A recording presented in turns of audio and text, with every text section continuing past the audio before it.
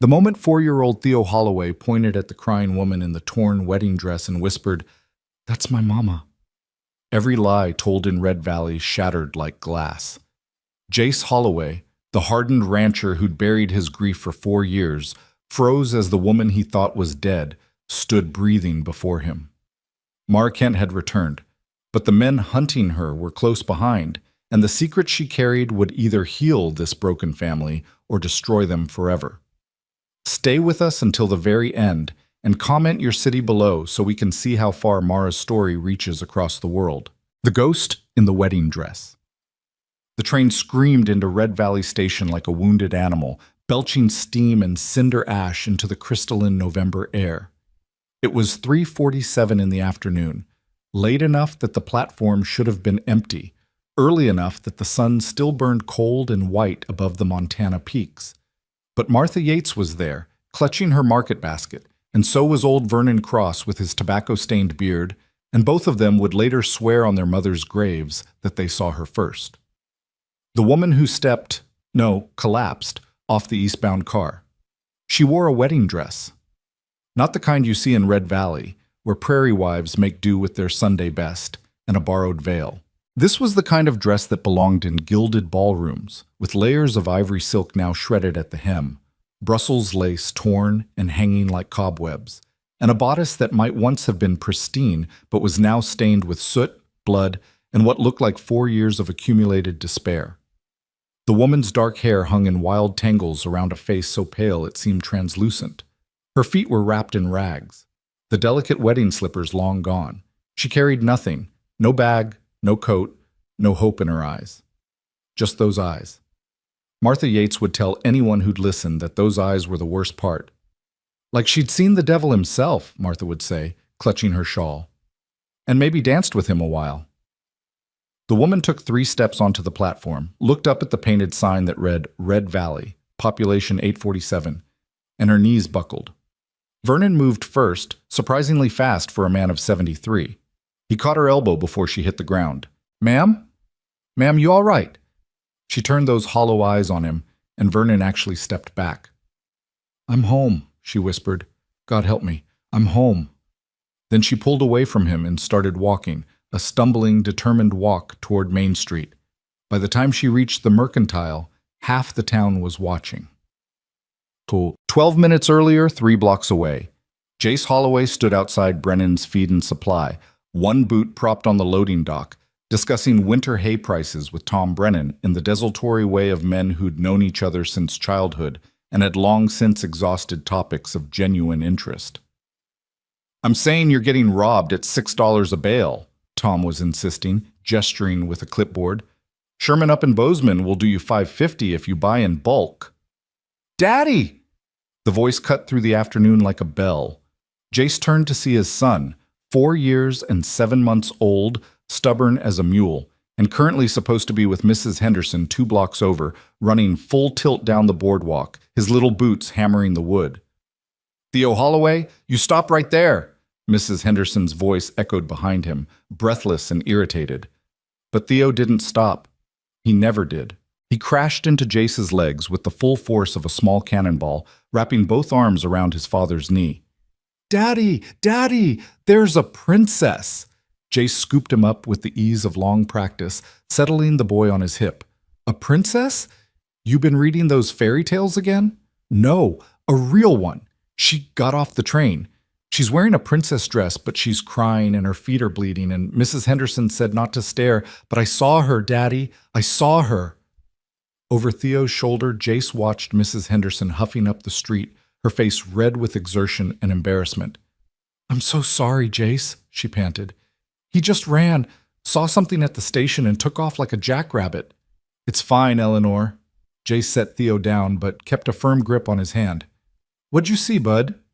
"The princess, I told you." Tom Brennan laughed. "Kid's got an imagination.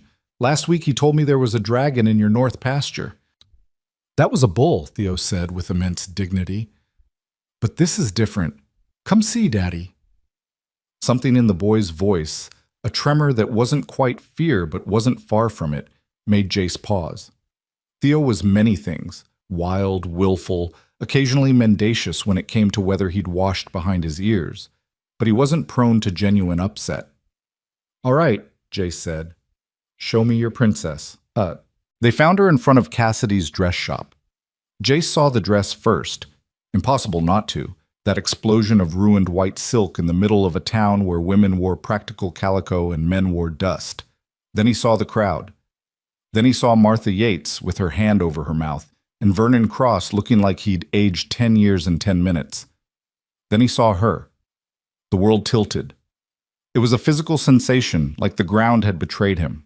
Jace's vision narrowed to a pinpoint, then expanded too fast, taking in details his brain refused to process.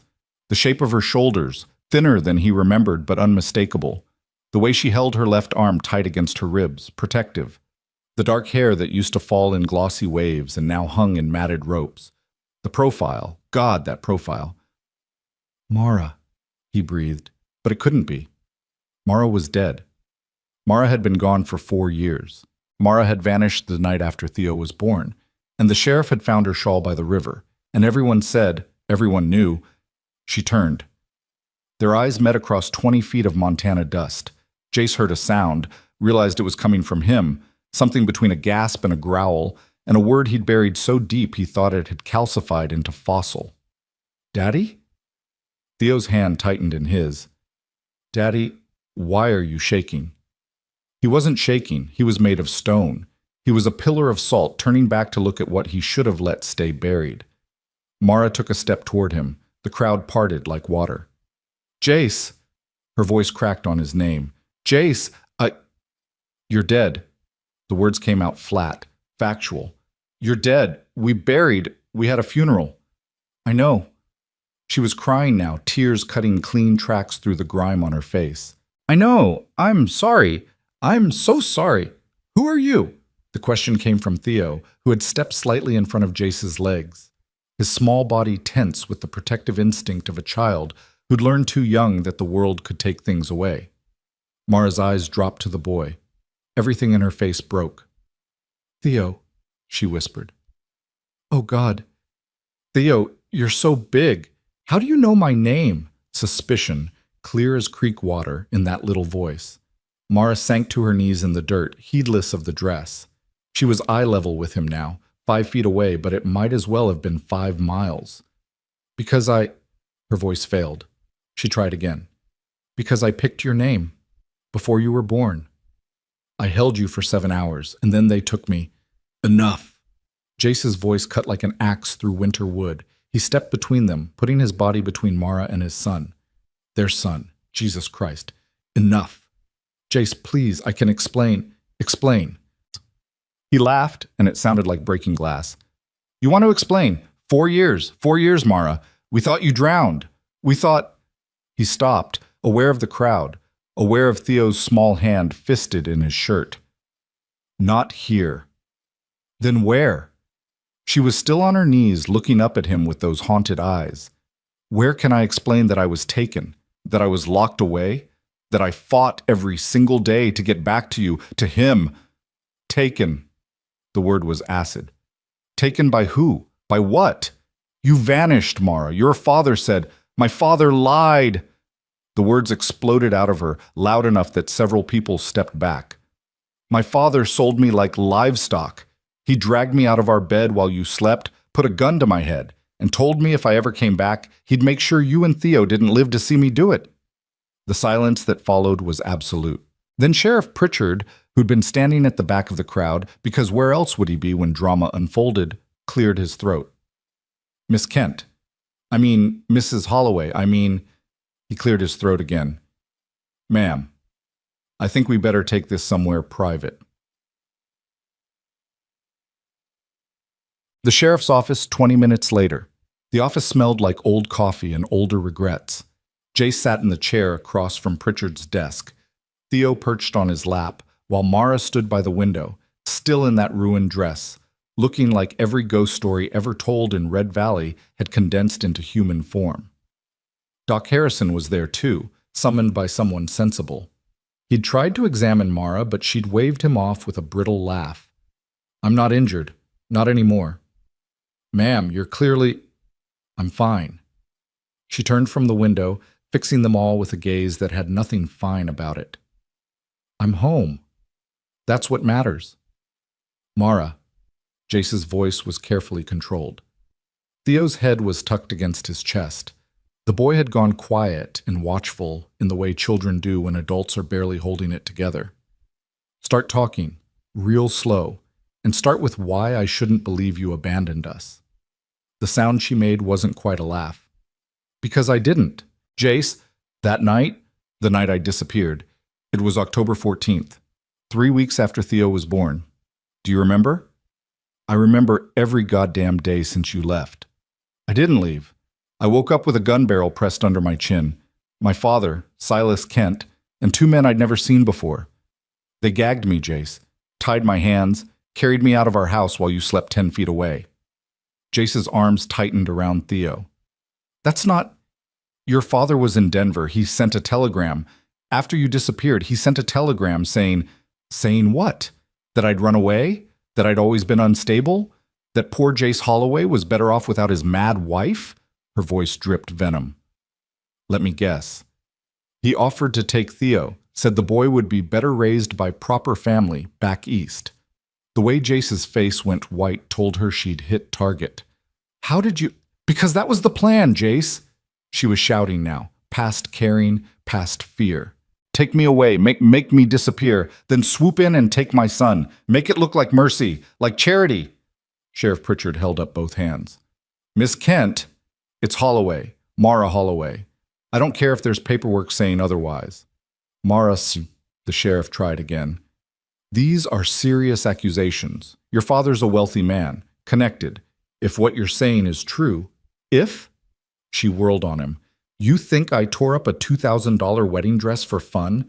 You think I walked barefoot across 3 states because I was bored? Doc Harrison spoke up quietly. What wedding dress, Mara? She looked down at herself, seeming to notice the dress for the first time, and her face twisted into something awful. The one I wore when Silas Kent forced me to marry Dorian Crane. The name dropped into the room like a stone into still water. Jace went very, very still.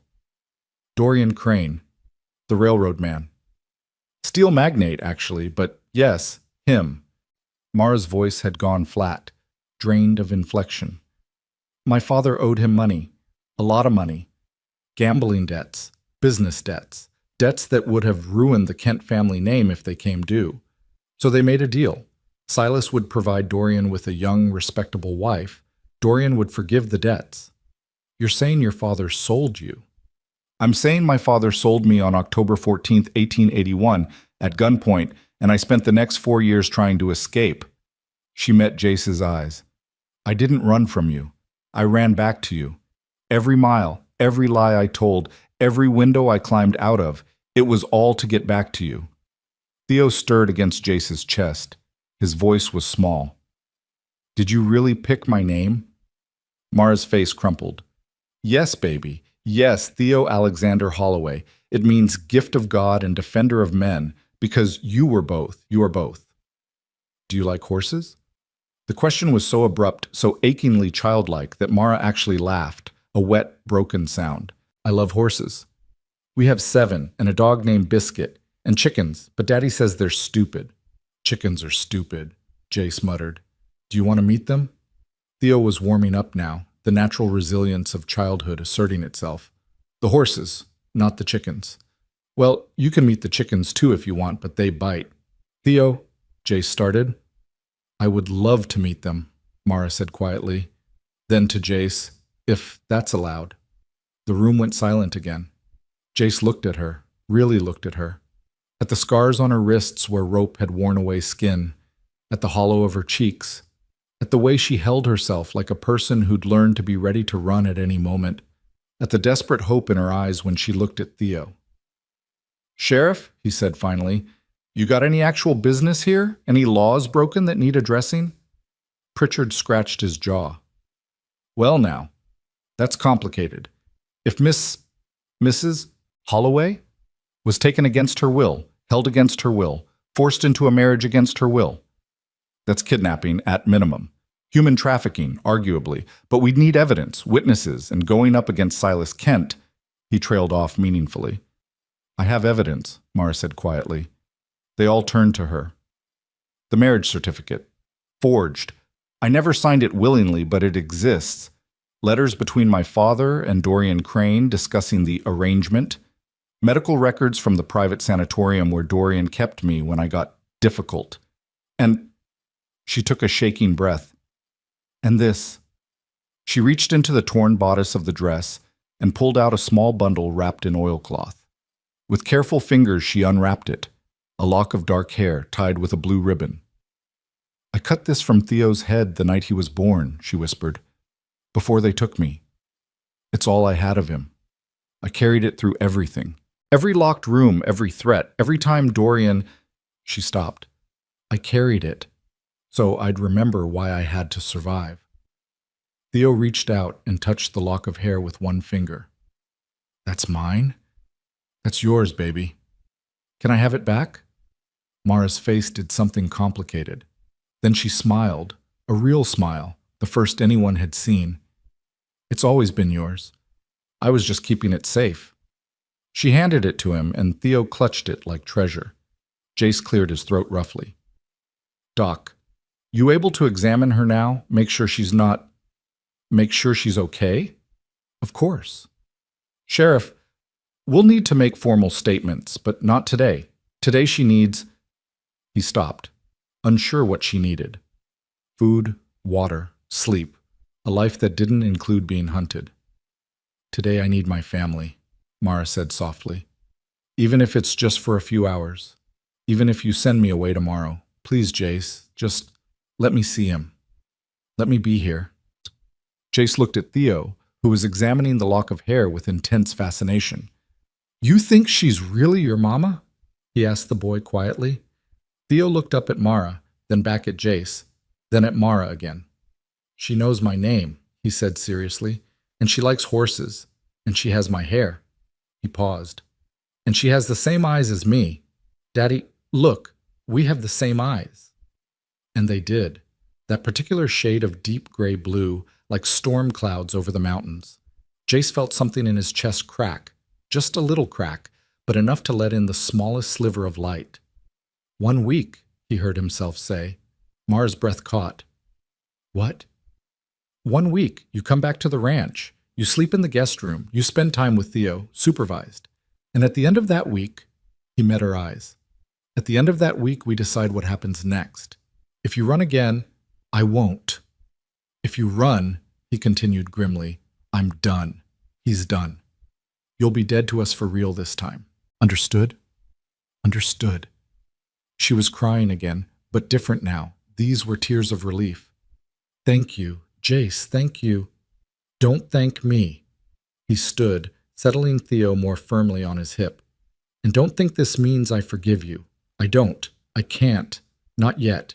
Maybe not ever. But that boy... His voice roughened. That boy deserves to know his mother, if that's really who you are. It is. I swear it is.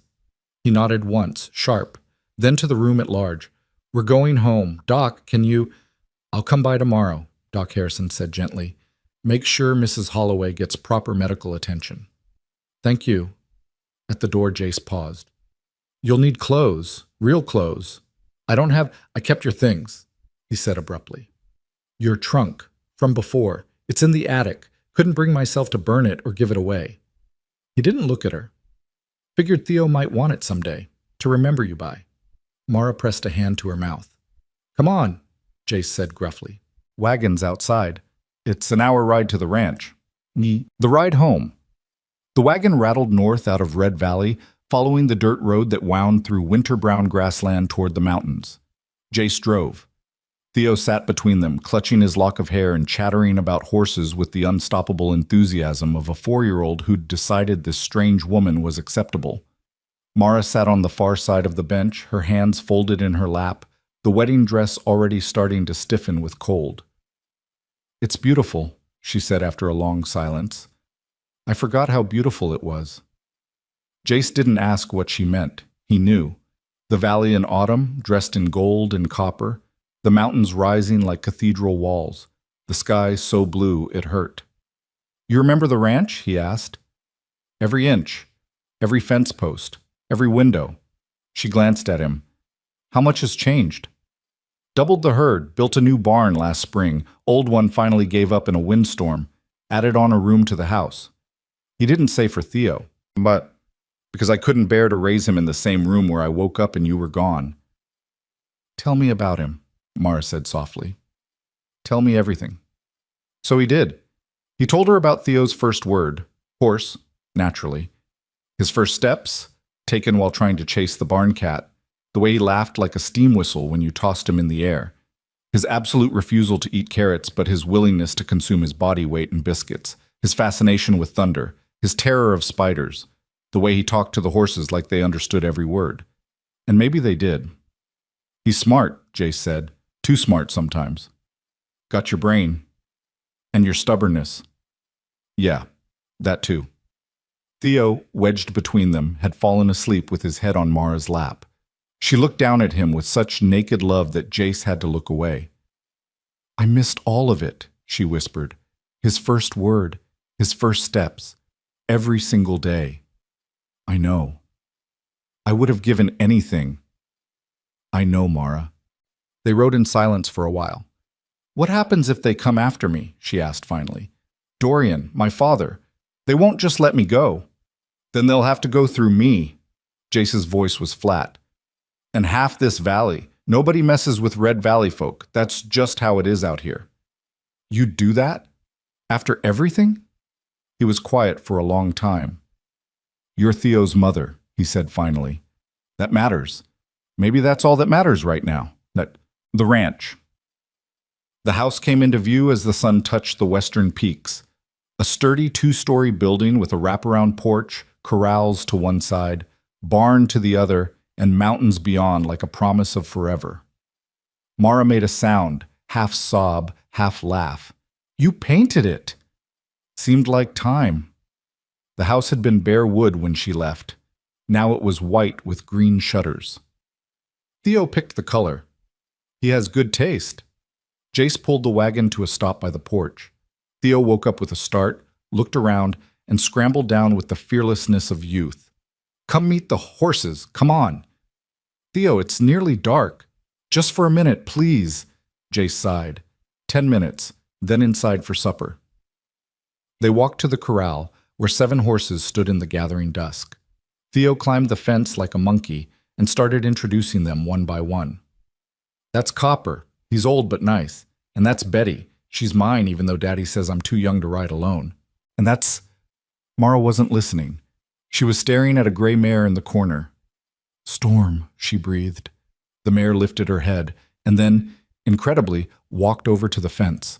Mara reached out a shaking hand and Storm pressed her nose into her palm. You kept her. Couldn't sell her, Jace said gruffly. She wouldn't eat for 3 weeks after you left. Kept looking for you. Figured if I sold her, it'd be... He trailed off. Admitting I wasn't coming back? Something like that. Mara pressed her face against Storm's neck and wept, the first real crying she'd allowed herself. Storm stood still, patient, like she understood. Theo watched with wide eyes. Why is she crying, Daddy? Because she's home, bud. Inside, the house was exactly as Mara remembered, and completely different. The same furniture, the same stone fireplace, the same view from the kitchen window. But there were new things too. Theo's drawings covering one wall, boots of 2 sizes by the door, a child's coat hung low enough for small hands to reach. A life built without her. Guest room's upstairs, Jace said, not meeting her eyes. First door on the left.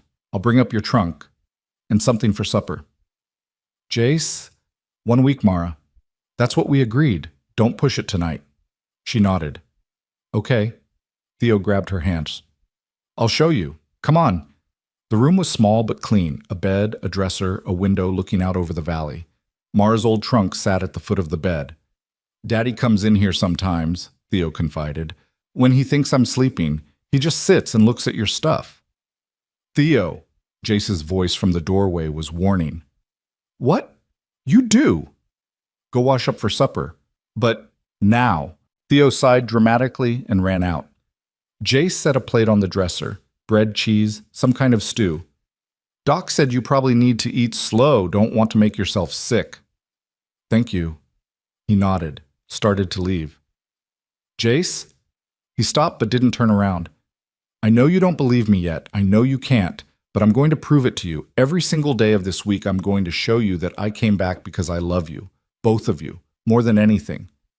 His shoulders tensed. Don't make promises you can't keep. I'm not. He left without another word.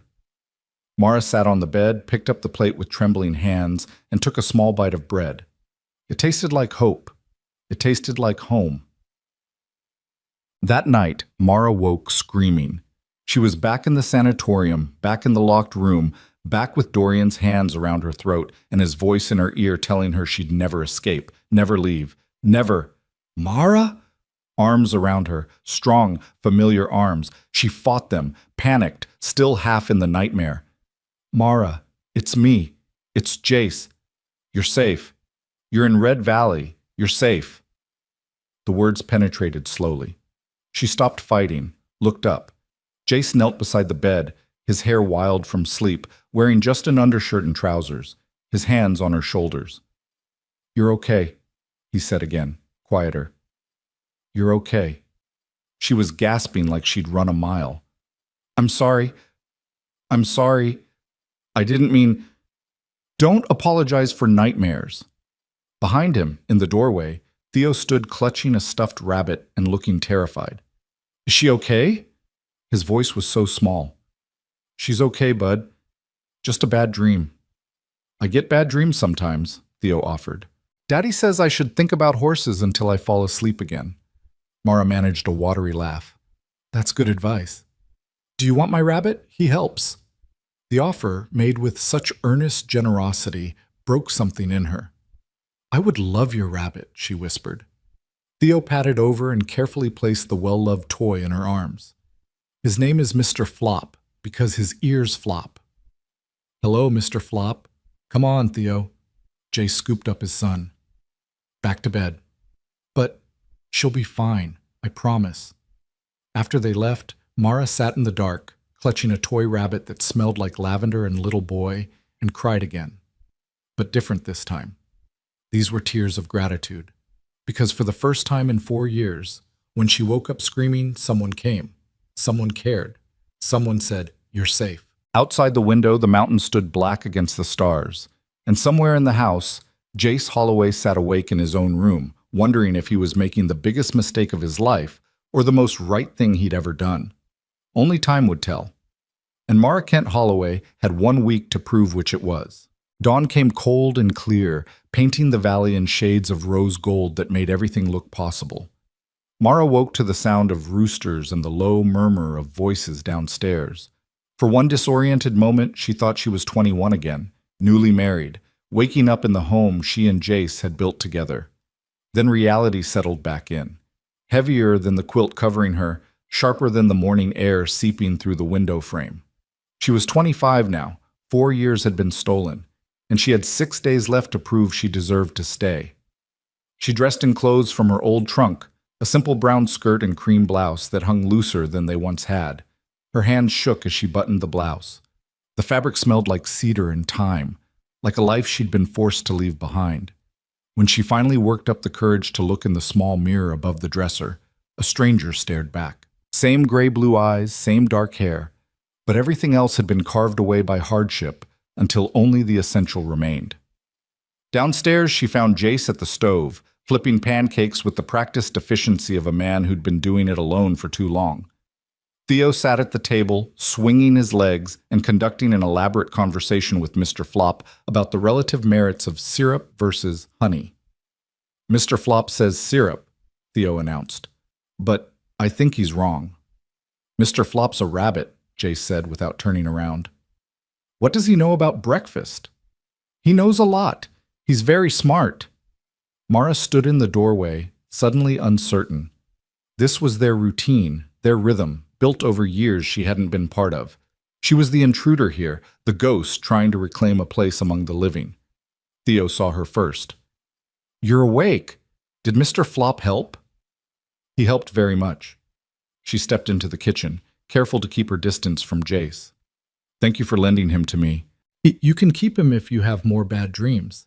Daddy says everybody gets bad dreams sometimes, and that's okay. Your daddy's right. Jace finally turned, spatula in hand. His eyes swept over her, quick, clinical, looking for signs of what she didn't know. Weakness? Deception? The woman she used to be? Coffee's on the table, he said.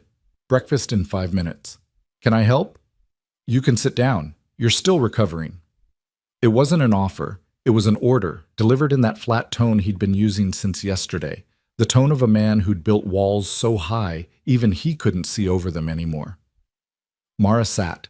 Breakfast was pancakes, eggs, and a silence broken only by Theo's chatter.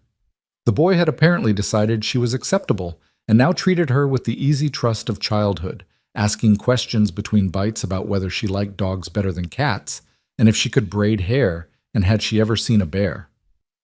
I saw a bear once, she said, years ago. It was eating berries by the creek. Were you scared? Terrified. What did you do? Stood very still. Your daddy taught me that. If you see a bear, don't run. Just wait for it to leave. Theo turned to Jace with accusing eyes. You never told me you taught her about bears. Didn't seem important, Jace muttered. But Mara saw the way his jaw tightened, the way his knuckles went white around his coffee cup. Every mention of their past was a wound reopened, and she was forcing him to bleed in front of his son. After breakfast, Jace stood and started clearing plates. I've got work to do. Fence line in the north pasture needs mending. Theo, you're staying here. But I always help with fences. Not today. That's not fair. Life isn't fair. Jace's voice had an edge now. You're staying here with Mara. If she needs anything, if there's any trouble, you come get me. Understand? The implication hung in the air like smoke. I don't trust her alone. I don't trust her not to run. I don't trust her with you. Theo, oblivious to the undercurrent, just grinned. We're going to have so much fun. I can show her the chickens and the barn and show her whatever you want, but you stay where I can see the house. Clear? Clear. Jace finally looked at Mara. You need anything before I go? Just a chance, she said quietly. Something flickered in his eyes, pain maybe, or anger, or some combination the two had merged into after years of grief.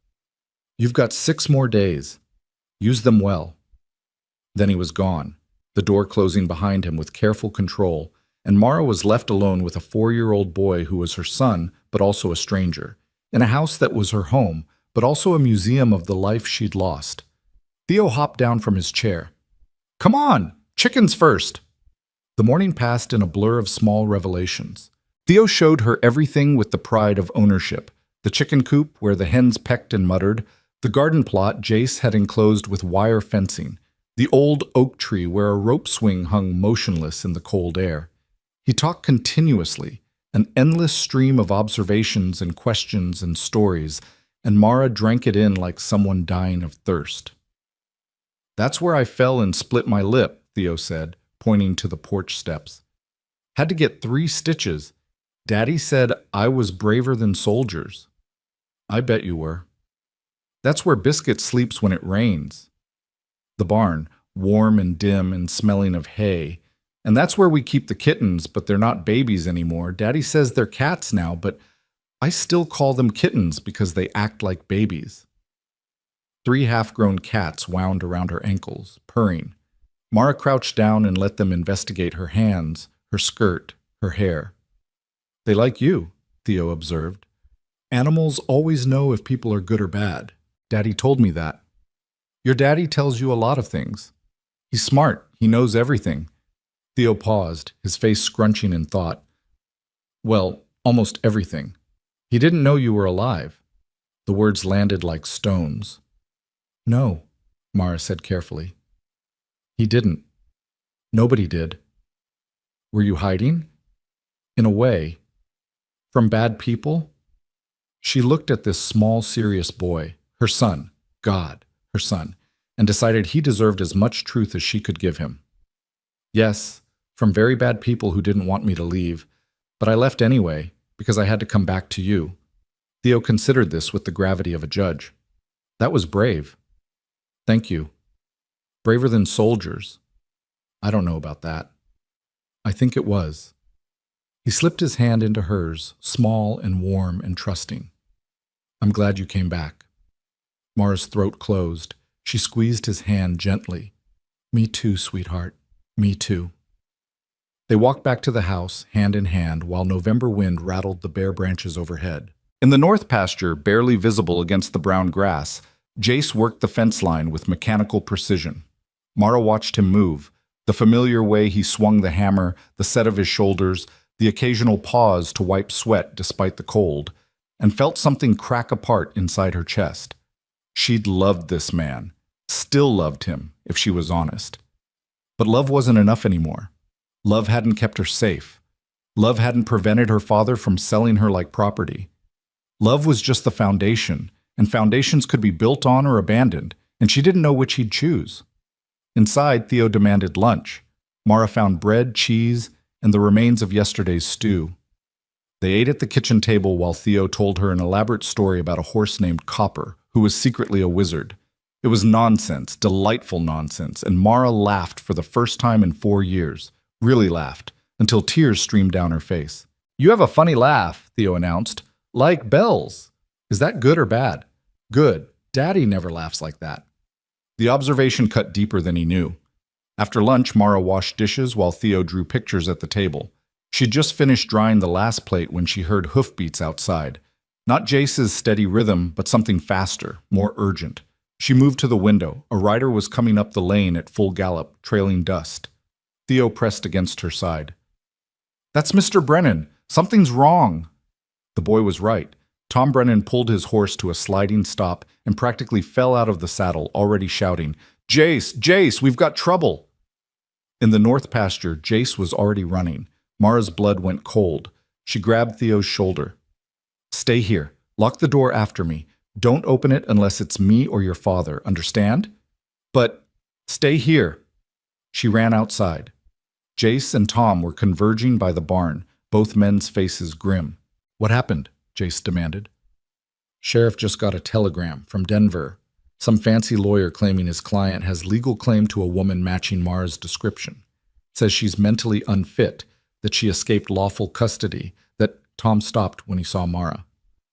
Ma'am, you better hear this too. I'm listening. Says she's dangerous to herself and others. Says her lawful husband has the right to retrieve her. And he's on his way here. Right now. The words hit like physical blows. Mara felt the ground tilt, felt 4 years of running collapse into this single moment. Dorian, she whispered. He found me. Jace's face had gone hard as granite. When? Telegram came through an hour ago. Sheriff thinks they might arrive as early as tomorrow. Could be a whole party of them. Lawyer, hired guns, maybe even a federal marshal if they've got the paperwork in order. Let them come. Jace's voice was flat, lethal. This is my land. She's under my protection. Jace, if they've got legal documents, I don't care if they've got a note from God himself. She's not going anywhere. Tom glanced at Mara. Ma'am, is it true? Are you married to this Crane fellow? Not willingly. They forced me, forged my signature on documents I never signed, locked me up when I fought back. Her voice shook but held. I'm not going back. I'll die first. Nobody's dying, Jace said sharply. Tom, ride back to town. Tell the sheriff what's happening. Tell him to round up anyone who's willing to stand witness. If these bastards want to take her, they'll have to do it in front of half the valley. That might not be enough if they've got federal law on their side. Then we'll make it enough. Go. Tom nodded once and wheeled his horse around, already spurring back toward town. Jace turned to Mara. His eyes were blazing. Inside. Now. We need to talk. In the kitchen, Theo sat exactly where she'd left him, clutching Mr. Flop. What's happening? Grown-up things, bud. Jace's voice gentled fractionally. Why don't you go upstairs and play? We'll call you when... No. Theo's small voice was fierce. She's my mama. If bad people are coming, I want to know. Jace opened his mouth, closed it, looked at Mara. Tell him, she said quietly. He deserves to know. So Jace did. in simple terms a child could grasp. Bad men were coming to try to take Mara away. They claimed they had the right, but Jace was going to stop them. Theo listened with wide eyes. When Jace finished, the boy stood up very straight. They can't have her. She just got here. I know, bud. We won't let them, right? Right. Promise? Jace looked at his son, then at Mara, and she saw the war happening behind his eyes, between caution and commitment, between protecting his heart and protecting his family. I promise, he said finally. Theo nodded, satisfied, and went back to his drawing. Jace gestured for Mara to follow him into the front room, out of earshot. When they were alone, he turned on her. I need the truth. All of it. Right now. What kind of men are we dealing with? Dorian Crane is... She stopped, started again. He's rich, connected. He owns half the steel mills in Pittsburgh and has senators in his pocket. When I tried to leave the first time, he had me declared mentally incompetent, locked me in a private sanatorium for 18 months. Jace's face went white. A sanatorium.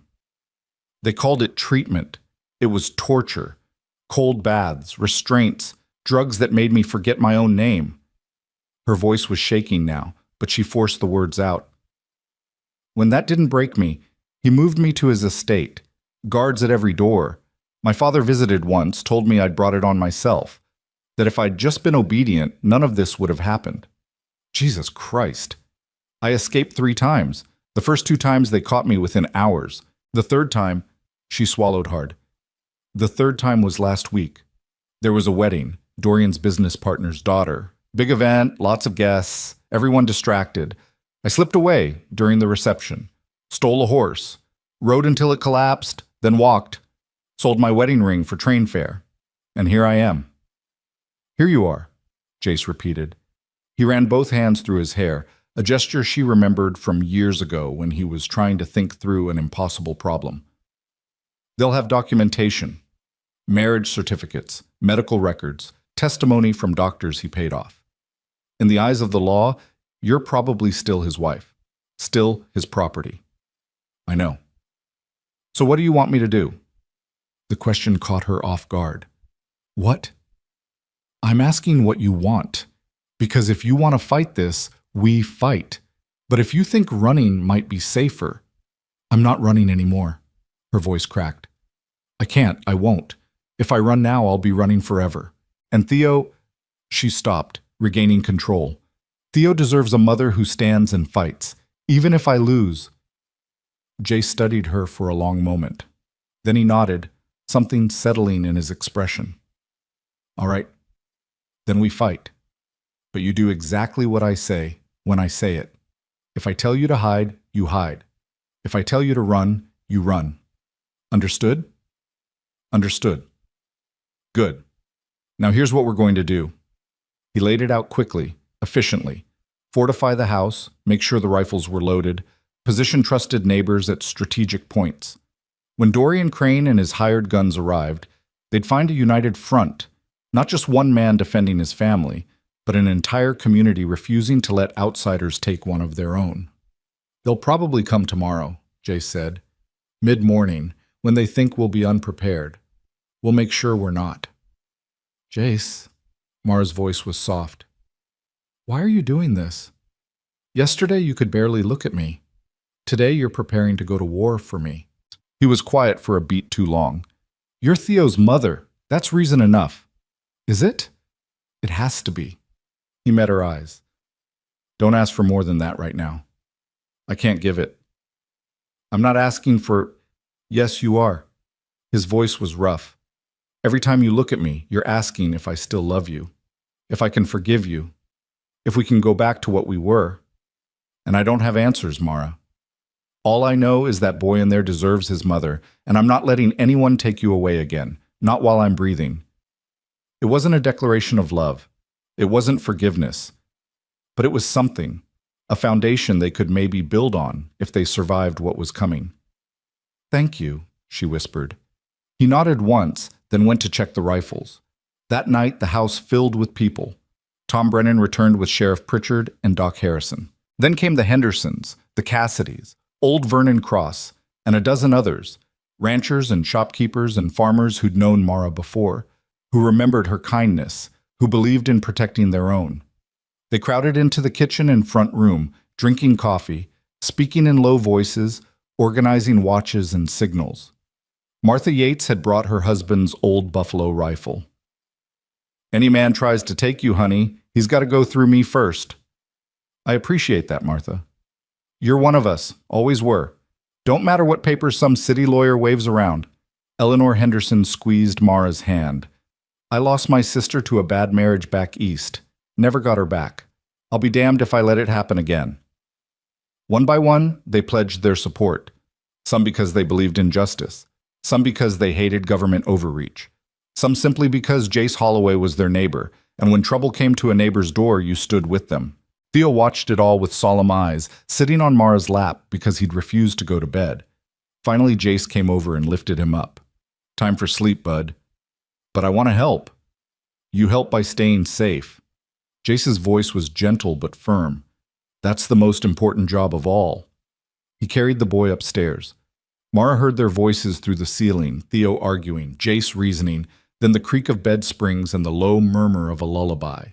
The same lullaby she used to sing, about horses running free and mountains standing tall. When Jace came back down, his eyes found hers across the crowded room. "He's out," he said. "Finally." "You're good with him." "Had to be. Didn't have much choice." The words stung, as he'd probably intended them to. But Mara didn't flinch. By midnight, everyone had left except Tom and Sheriff Pritchard, who'd volunteered to take first watch. Jace walked Mara upstairs carrying a rifle. "You know how to use this?" "You taught me, remember?" "I remember." He set it against the wall by her bed. "Someone will be outside your door all night. If anything happens, you scream. Don't hesitate, don't try to be brave, just scream." "All right." He turned to go. "Jace?" "Yeah?" "What you said earlier about not having answers." She drew a breath. "I don't need you to love me. I don't even need you to forgive me. I just need you to believe that I'm telling the truth, that I was taken, that I fought, that I came back because I had to, not because I wanted something from you." He looked at her for a long time, his face shadowed in the dim light. "I believe you," he said finally. "Doesn't make it hurt less. But I believe you." Then he was gone, and Mara was alone with her thoughts and a loaded rifle and the terrible certainty that tomorrow would decide everything. She didn't sleep. How could she? Every creak of the house was a footstep. Every gust of wind was a warning. She sat by the window watching the moon track across the sky and thought about all the moments that had led to this one. Her father's ambition, Dorian's cruelty, her own desperate choices. But also, Theo's laugh, Storm's velvet nose in her palm, the way Jace's voice had softened when he said, "I believe you." If tomorrow ended in capture and being dragged back to Pittsburgh and locked away forever, at least she'd had this. These 3 days of being home. Dawn came slowly, staining the sky pink and gold. Mara heard movement downstairs, coffee brewing, low voices, the click of rifle bolts being checked. She dressed carefully in the warmest clothes she had, braided her hair tight, and went down to face whatever came next. Jace was at the kitchen table cleaning his rifle with methodical precision. He looked up when she entered. "You didn't sleep." "Neither did you." "No." He set the rifle aside. "They'll be here soon. You should eat something." She couldn't imagine eating, but she forced down bread and coffee while Theo slept upstairs, mercifully oblivious. Outside, neighbors were already arriving, positioning themselves around the property, checking sightlines, settling in for what might be a long wait. At 10 o'clock, a rider appeared on the eastern road. Then another, and another. Sheriff Pritchard lowered his spyglass. 6 men, 2 wagons. One of them looks official, could be a federal marshal. "Let them come," Jace said. Mara stood beside him on the porch, her heart hammering so hard she thought it might crack her ribs. This was it. 4 years of running ended here on this porch where she'd once been happy. The riders approached slowly, deliberately. When they were close enough to see clearly, Mara's breath caught. The lead rider was Dorian Crane himself. He looked exactly as she remembered, tall, silver-haired, expensively dressed, with the kind of face that would be handsome if it weren't so cold. His eyes swept the property, taking in the armed neighbors, the defensive positions, the clear message of resistance. Then he saw her. His smile was terrible. "Hello, darling. I've missed you." Jace stepped in front of her. "That's close enough." Dorian's group stopped 20 feet from the porch. Behind him, a thin man in a black suit clutched a leather folder. The lawyer. Next to him, a man with a federal marshal's badge. And behind them, 4 hired guns who looked like they'd happily start shooting if given the word. The lawyer cleared his throat. "I am Arthur Pemberton, representing Mr. Dorian Crane of Pittsburgh. We're here to retrieve Mrs. Mara Crane, who is currently—" "Her name is Holloway," Jace interrupted, "and she's not going anywhere." "Mr. Holloway, I presume?" Pemberton's voice was oily. "I'm afraid you're harboring a woman who legally belongs to— nobody belongs to anyone. Perhaps not in the moral sense, but in the eyes of the law, Mrs. Crane is the wife of my client. She was declared mentally incompetent by 3 separate physicians and placed under her husband's care. Her escape from that care was unlawful. Her presence here is unlawful. And if you continue to harbor her, you yourself will be breaking federal law." The marshal spoke up, his voice weary. "I don't like this any more than you do, folks, but I've got court orders. If she's who they say she is, I have to enforce them." Mara stepped out from behind Jace. "My name is Mara Kent Holloway. I was born in Red Valley. I married Jace Holloway 5 years ago in the church in town. I never agreed to marry Dorian Crane. I was kidnapped, coerced, and imprisoned." Dorian's smile widened. "Darling, your illness makes you believe these things, but I'm not ill, I'm not incompetent, and I'm not your wife. The law says otherwise." He gestured to Pemberton, who opened his folder and began reading. Marriage certificates, medical evaluations, testimonies from doctors she'd never met, claiming she was unstable, dangerous, prone to delusions. With each word, Mara felt the trap closing. These were official documents, stamped and sealed. In the eyes of the law, she was exactly what they claimed, a madwoman who needed to be returned to her keeper. But then Sheriff Pritchard stepped forward. "That's all very impressive, Mr. Pemberton, but I've got some documents of my own." He pulled out a folder. "This is Mara Holloway's marriage certificate to Jace Holloway, filed with the county in 1880. This is the birth certificate for Theo Holloway, listing her as mother, and this—" He pulled out another paper. "This is a statement signed by 12 citizens of Red Valley testifying to her sound mind and good character." Pemberton barely glanced at them. "Those documents predate my client's marriage to Mrs. Crane. They're therefore irrelevant." "How convenient," Doc Harrison called from his position by the barn, "that your marriage happened to take place right after she mysteriously disappeared from our town. Mysterious to you, perhaps, but the timeline is clear. After leaving Red Valley of her own accord—" "She didn't leave!" The shout came from Tom Brennan. "She was taken, and anyone with eyes can see it." Murmurs of agreement rippled through the assembled neighbors. The marshal held up his hands. "Folks, I understand your feelings, but feelings don't trump legal documents. I've got court orders signed by a federal judge. Now, we can do this easy, or we can do this hard. Mrs. Crane, will you come with us willingly?" "No," Mara said, "I won't. Then I'm afraid I'll have to—" "Marshal," Jace's voice cut like a blade, "you take one step closer to her, and we've got a problem. Mr. Holloway, I don't want trouble." "Neither do I. But that woman is under my protection. She's the mother of my child. And she's staying here. Even if it means breaking federal law. Even then." The marshal sighed. "Mr. Holloway, I've got 4 deputies with me. You've got, what, a dozen neighbors with hunting rifles? This won't end well for anyone." "Maybe not." Jace's hand rested on his holstered revolver. "But it'll end worse for you than for us. That's a promise." The tension stretched like wire about to snap. Mara saw Dorian's hired guns shifting in their saddles, hands moving toward weapons, saw the neighbors taking aim, saw the marshal calculating odds and not liking the answer. Then a small voice broke the silence. "Don't take my mama away!" Everyone turned. Theo stood in the doorway in his nightshirt, his face streaked with tears, holding Mr. Flop. "Theo, get inside," Jace ordered. "No, they can't have her. She just came home.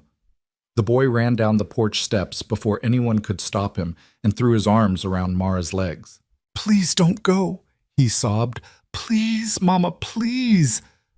Mara's heart shattered. She sank to her knees and pulled him close. I'm not going anywhere, baby. I promise. Dorian's face twisted. How touching. But the boy's attachment doesn't change the law. Maybe not, Doc Harrison said quietly. But it sure as hell shows who his real mother is. The marshal was watching Theo with troubled eyes. Whatever he'd expected, it wasn't this, a terrified child clinging to a woman who was supposed to be insane. Mr. Crane, he said slowly, I'm starting to think there's more to this story than your lawyer's telling me. Marshal, I have federal court orders. I can read, but I'm also not blind. He looked at Mara. Ma'am, did you willingly marry this man? No, I was forced at gunpoint. She's delusional, Pemberton interjected. The medical records clearly show. I'd like to hear from the lady herself. The marshal's voice had an edge now. Ma'am, do you have proof of your claims? I have this. Mara pulled out the oilcloth bundle. Letters between my father and Dorian Crane arranging my sale. Medical records from the sanatorium where I was held against my will, and my own testimony. None of which is admissible, Pemberton said quickly. She's been declared incompetent. Her testimony is worthless. By doctors in Pittsburgh, Sheriff Pritchard pointed out. Doctors who work for Mr. Crane. Are you suggesting... Oh, I'm suggesting this whole thing stinks to high heaven. The marshal took off his hat, ran a hand through his hair. Look, I came here expecting to retrieve a mad woman. What I'm finding is a whole town vouching for her sanity and a very convenient set of legal documents that appeared right after she disappeared. Mr. Crane, you'll forgive me if I'm skeptical. Dorian's voice went cold. Marshal, you have your orders. I do, but I also have discretion. And right now, my discretion tells me something's not right here. He looked at Mara again. Ma'am, will you consent to being examined by an independent physician? Someone not connected to either party? Of course. Then here's what's going to happen. You stay here while I wire for a federal judge to review this case. We get an independent medical evaluation.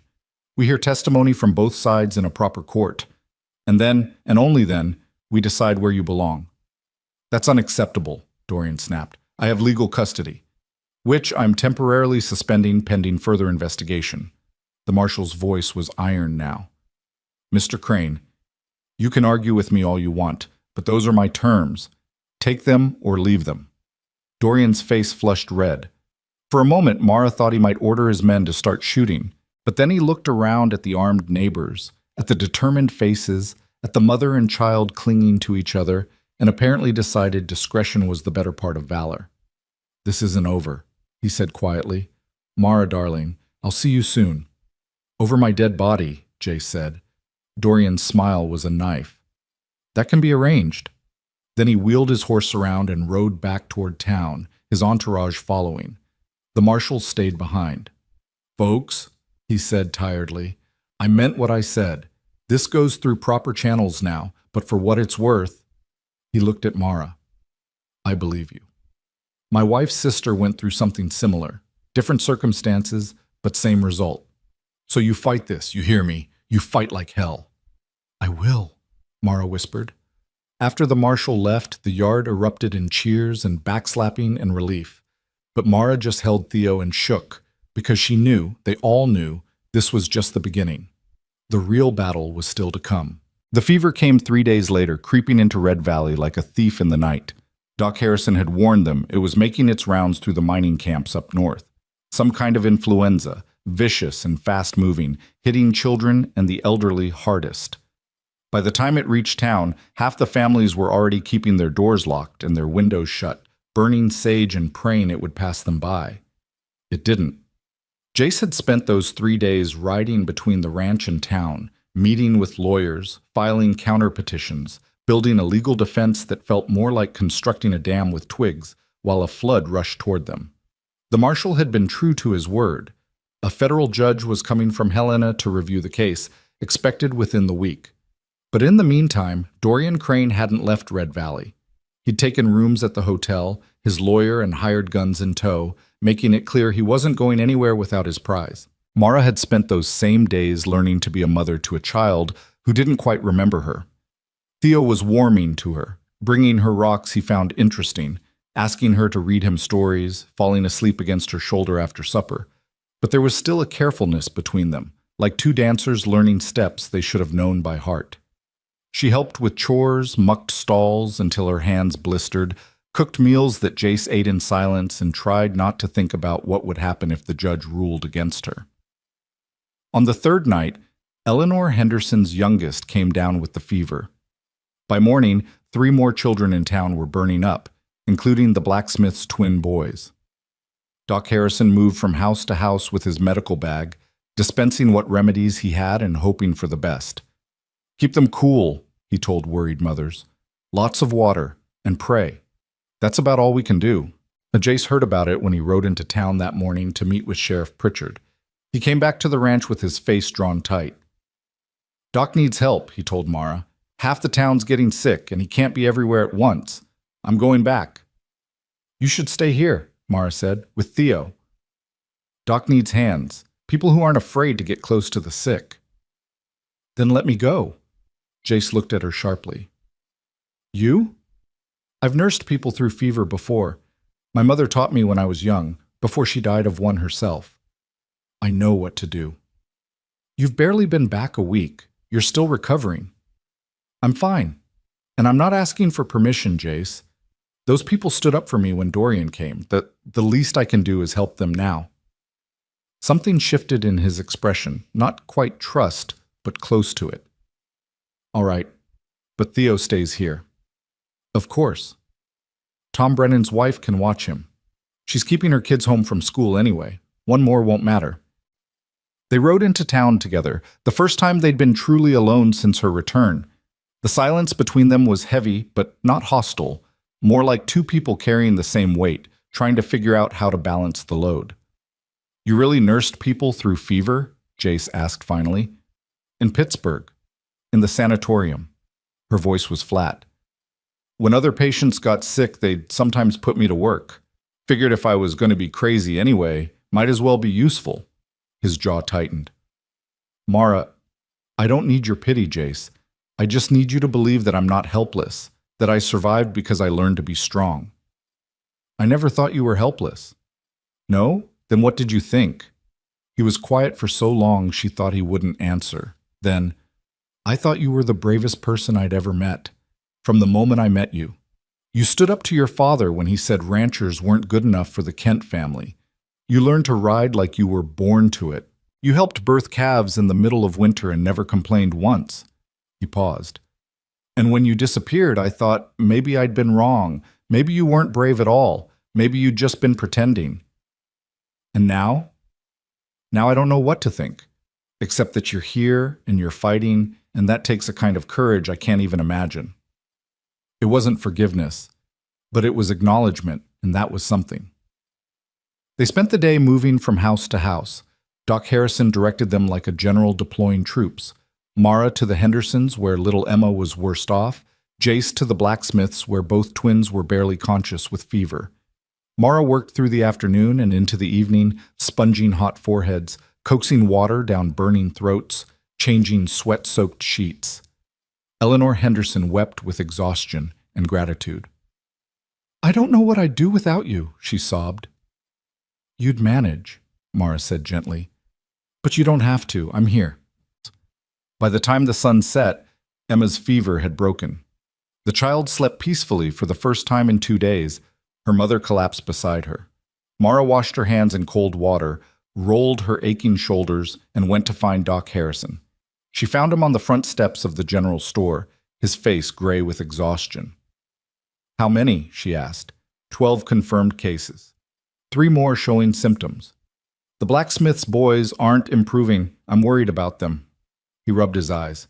"We need more hands, more medicine, more everything. I'll keep helping, as long as you need me."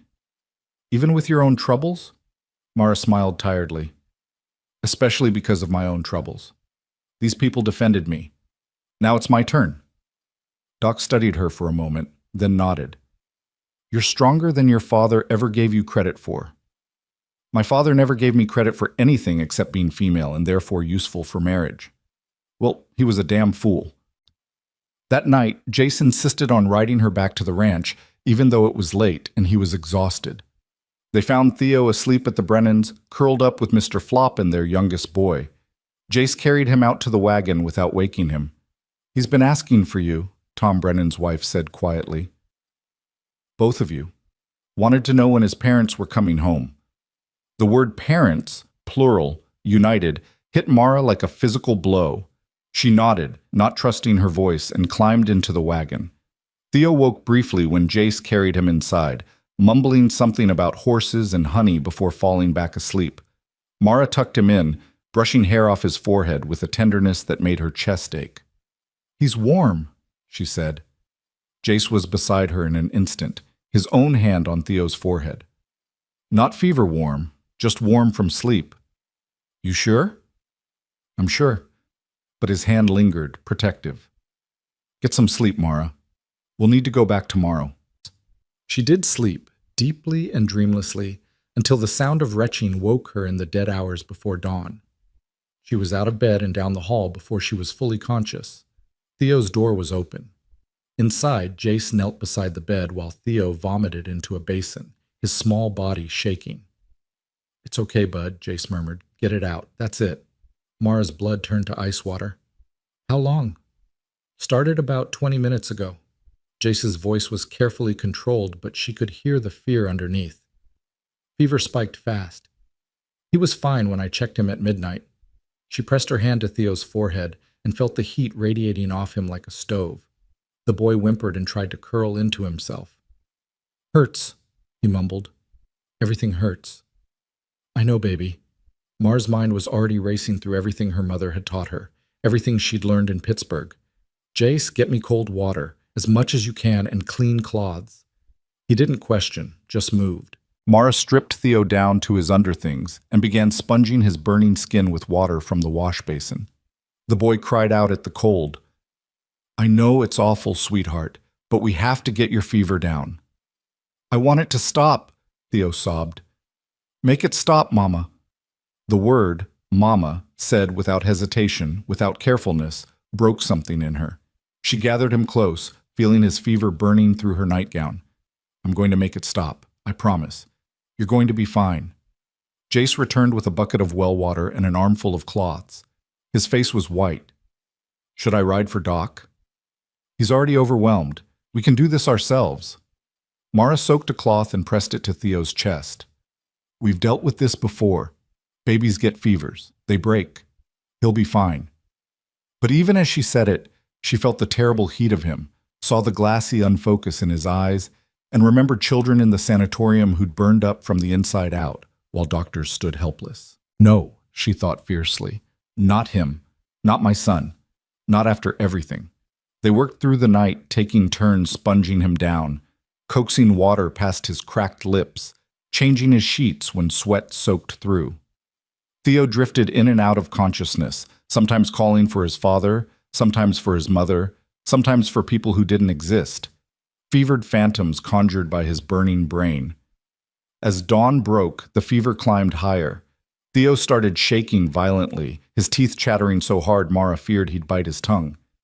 Jace wrapped him in blankets while Mara held his head steady. Jace, this isn't normal fever. This is... I know, his voice cracked. I know. But Doc said to keep them cool and hydrated. We're doing that.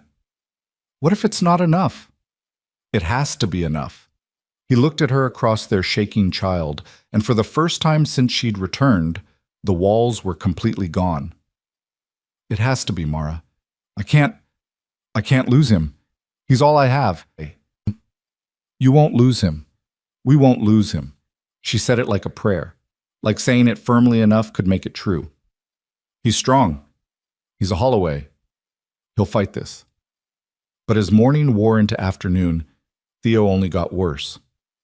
The shaking stopped but was replaced by a frightening stillness, his breathing shallow and rapid. His lips turned blue. His eyes, when they opened, didn't recognize them. Mara sang to him. Every lullaby she knew, every song her own mother had sung. She told him stories about brave horses and tall mountains. She promised him everything, more time with Storm, all the honey he could eat, a new rope for the swing. Anything, if he'd just come back to them. Jace paced like a caged animal, checking the window every few minutes as if Doc Harrison might materialize through sheer force of will. I should ride to town. You can't leave him. I can't lose him. You won't. Mara's voice was steel. Sit down, Jace. Your son needs you here. He sat, taking Theo's small hand in his large one. When you were pregnant, he said suddenly, I used to talk to him. Before he was born. Used to tell him about the ranch, about the horses, about how his mother was the strongest person I'd ever met. His voice broke. I told him he was going to be brave like her, strong like her. That between the two of us, he was getting the best parts. Jace, I need you to know that. Even after you disappeared, even when I was angry, I never stopped believing that. I told him stories about you, made sure he knew you hadn't wanted to leave, that somewhere out there his mother loved him. Tears streamed down Mara's face. I did. I do. Every second of every day. I know. I believe you now. He looked at her. And I need you to believe me when I say that we're going to get through this. All three of us. As if in answer, Theo stirred. His eyes fluttered open, clearer than they'd been in hours. Daddy? Jace nearly sobbed. I'm here, bud. I'm cold. That's good. That's really good. Mara pressed her hand to his forehead and nearly wept with relief. Still warm, but not the terrible heat from before. The fever's starting to break. They watched him like hawks as evening approached. The fever climbed and fell in waves, but the peaks were lower each time. Theo drank water without fighting. He recognized them. He even managed a weak smile when Mara produced Mr. Flop from where he'd fallen on the floor. I had bad dreams, he whispered. I know, baby. You were in them, both of you. You were crying. We're not crying now. Jace's voice was rough. You're going to be fine. Promise? Promise.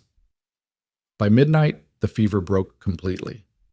Theo fell into real sleep, his breathing even, his color returning.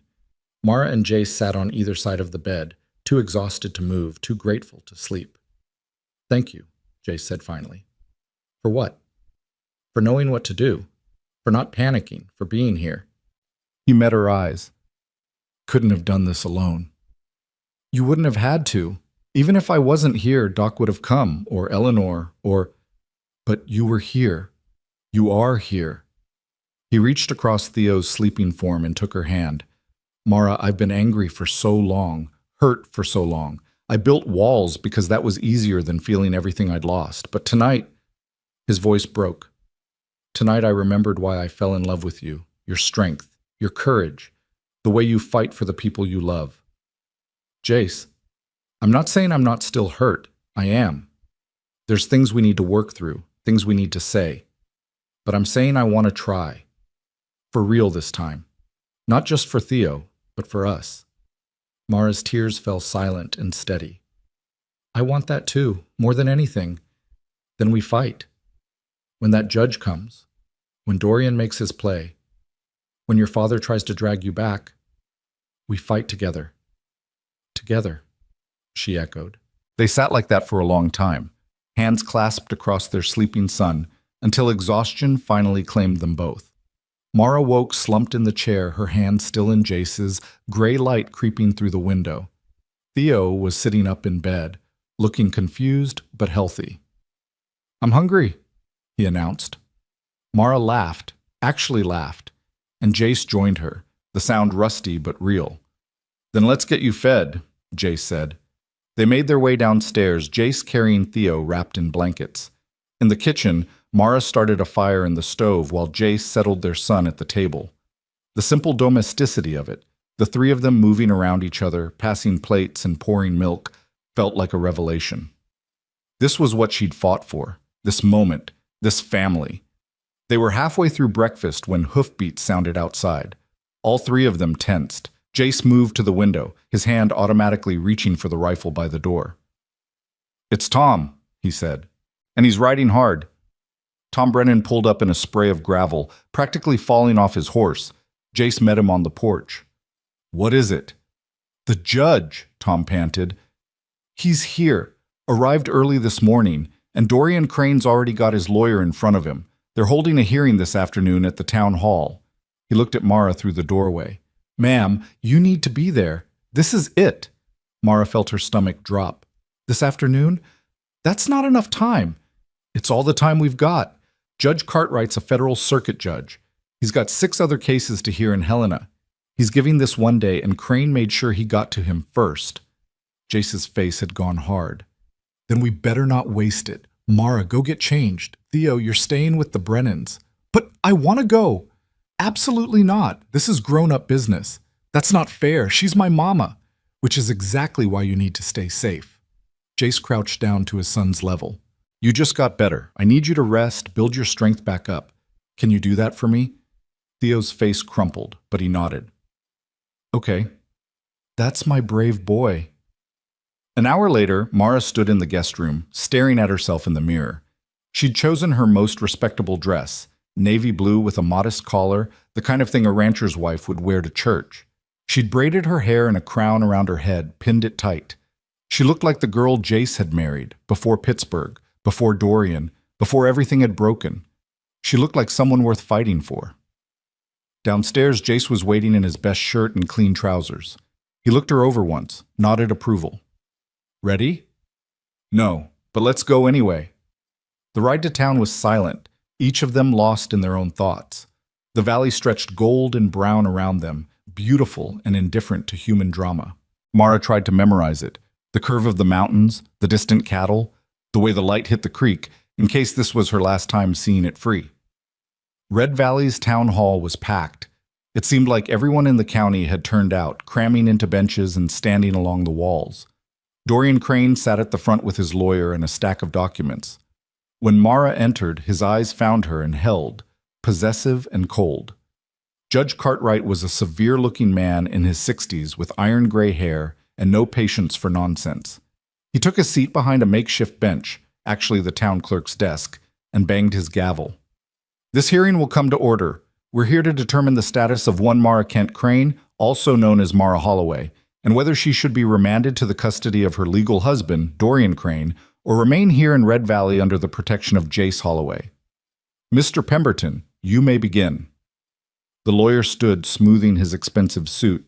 "Thank you, Your Honor. This is a straightforward case. Mrs. Crane, after a period of mental illness, abandoned her lawful home and husband. She is currently in violation of court orders mandating her treatment and care. We ask that she be returned immediately to Pittsburgh, where she can receive proper medical attention." "Mr. Holloway, your response?" Jace stood. "Your Honor, Mara didn't abandon anything. She escaped. There's a difference." "A difference that requires proof, Mr. Holloway. Do you have any?" "I've got her testimony. I've got the testimony of everyone in this town who knew her before she was taken. And I've got evidence that her so-called marriage was coerced." "Alleged evidence," Pemberton cut in smoothly, "and the ravings of a woman declared mentally incompetent by 3 separate physicians." "Physicians who worked for Mr. Crane," Sheriff Pritchard called out.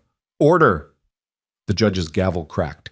"Everyone will get their turn. Mr. Pemberton, present your evidence." What followed was a parade of documents: the marriage certificate, medical evaluations claiming Mara was unstable and prone to delusions, testimony from servants claiming she was violent and irrational, records of her escapes from the estate. Pemberton painted a picture of a tragic figure, a woman broken by childbirth, unable to cope with motherhood, who'd abandoned her family and descended into madness. "Mr. Crane sought only to help her," Pemberton said smoothly. "He provided the best care available. Private sanatoriums, the finest doctors, every comfort. And how was he repaid? She ran away, time and again, putting herself in danger." "That's a lie!" Mara was on her feet before she could stop herself. "He locked me up. He drugged me. "Mrs. Crane, you'll have your turn to speak," the judge said sternly. "Sit down." Jace pulled her back into her seat, his hand tight on her arm. "Let him finish," he murmured. "Then we go." When Pemberton finally sat down, Looking satisfied, Judge Cartwright turned to Jace. Your turn, Mr. Holloway. Jace stood, and Mara saw the rancher fall away, replaced by something harder and more dangerous. The man who'd built a life from nothing, who'd raised a son alone, who'd faced down hired guns to protect what was his. Your Honor, everything that man just said is a carefully constructed lie. Mara Kent didn't leave Red Valley willingly. She was kidnapped by her father and forced into a marriage she never consented to. I've got letters proving the arrangement between Silas Kent and Dorian Crane. I've got witnesses who saw her the night she disappeared, who heard her father threaten to kill me and our son if she didn't cooperate. I've seen no such letters, Pemberton said, because they're being held by a bank in Denver. Mara hid them before her last escape, knowing she'd need proof. Jace pulled out a telegram. This is confirmation from the bank manager that the documents exist and are being sent here under federal seal. That's convenient, Dorian spoke for the first time, his voice smooth as oil. Documents that haven't arrived yet, from a woman with a demonstrated history of deception. I'm not a liar, Mara stood again, and this time Jace didn't pull her down. You held me prisoner for 4 years. You told everyone I was crazy, so nobody would believe me when I said you were hurting me.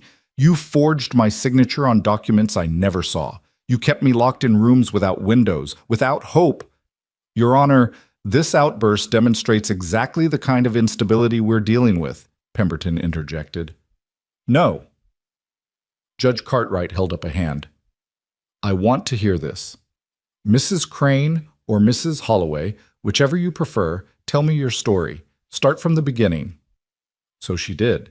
She told them about waking with a gun to her head, about being dragged from her home, about the forced marriage performed by a judge her father had paid off. She told them about the sanatorium, the drugs, the restraints, the doctors who told her she was sick and just needed to cooperate. She told them about escape attempts that ended in recapture and punishment. And she told them about finally succeeding, about stealing a horse and riding through the night, about selling her wedding ring for train fare and walking the last 50 miles because she had no other choice. By the time she finished, several women in the audience were crying. Even the judge looked troubled. That's quite a story, he said finally. It's the truth. The ravings of a disturbed mind, Pemberton countered. Your Honor, you've heard testimony from medical professionals. I've heard testimony from doctors who were paid by Mr. Crane. I'd like to hear from someone independent. He looked around the room. Is Doc Harrison present? I am, Your Honor. Doc stood from the back. You've examined Mrs. Holloway since her return? I have. And your professional opinion? She's as sane as anyone in this room. Traumatized, certainly. Underfed and exhausted from her ordeal, but mentally sound. If anything, her survival demonstrates remarkable strength of will. Thank you, Doctor. The judge made a note. Mr. Crane, would you care to speak on your own behalf? Dorian rose, smoothing his silver hair. Your Honor, I love my wife. Everything I did was out of concern for her welfare. If my methods seem harsh, it's because her condition required harsh measures. I want only to bring her home, to help her heal. You want to own me, Mara interrupted. That's all you've ever wanted. A beautiful wife to show off, to control, to lock away when I didn't behave. You see? Dorian spread his hands. This paranoia, this hostility, classic symptoms of her condition. Or classic symptoms of a woman who's been abused, Judge Cartwright said dryly. Mr. Crane, I'm troubled by several aspects of your case. The timing of your marriage, the circumstances of Mrs. Holloway's disappearance from Red Valley, the fact that every medical professional who's declared her incompetent works for you. Your Honor, the law is clear. The law is a tool, Mr. Crane, and like any tool, it can be used for good or ill. He looked at Mara. Mrs. Holloway, answer me honestly. If I rule that you must return to Pittsburgh, what will you do? Mara met his eyes. I'll run. I'll keep running until I die. Because going back to him is death anyway, just slower and lonelier and more cruel. The room was silent. Then Theo's voice rang out from the back. Apparently the Brennans hadn't been able to keep him away after all. Don't send my mama away, please. She just came home. Every head turned. The small boy stood on a bench, tears streaming down his face. held back only by Tom Brennan's restraining hands. "That's my son," Jace said quietly. 4 years old. Spent the first 4 years of his life without his mother because of what this man did. "If you send her back, Your Honor, you're not just ruling on a marriage dispute, you're destroying a family." Judge Cartwright looked at Theo, at Mara, at Jace, and at Dorian's cold, controlled face. Then he sat back and removed his spectacles, polishing them slowly while the entire town held its breath. "I'm going to make a ruling," he said finally. "But first, I want those documents from Denver. I want an independent medical evaluation, and I want to interview several witnesses privately. This hearing is adjourned until tomorrow morning." The gavel fell, and Mara felt the world tilt. Not a victory, but not defeat either. Another day, another night, another chance. As they filed out of the town hall, Dorian caught her arm. His grip was iron, his voice a whisper meant only for her ears. "You're just delaying the inevitable, darling. One way or another, you're coming back with me, even if I have to burn this entire valley to make it happen."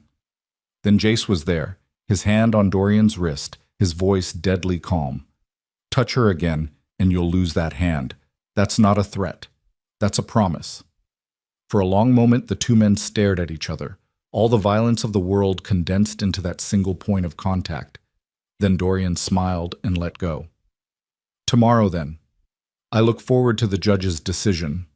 He walked away, his lawyer and hired guns falling in behind him, leaving Mara shaking in the afternoon sunlight. "He means it," she whispered. "Jace, he'll burn the valley. He'll kill people. He doesn't care about anything except winning." "Let him try." Jace pulled her close, one arm around her shoulders, the other reaching for Theo, who'd broken free and run to them. "We've got one more day to prove you belong here, and this time we're going to make it count." That night, sleep was impossible. Mara sat by the window in the guest room, watching moonlight paint silver across the valley, while her mind replayed every moment of the hearing. Every word Dorian had spoken, every lie Pemberton had told, every crack in the armor of legality they'd built around her captivity. The documents from Denver were supposed to arrive by morning train, but what if they didn't? What if her father had somehow intercepted them, or destroyed them, or bribed the bank manager?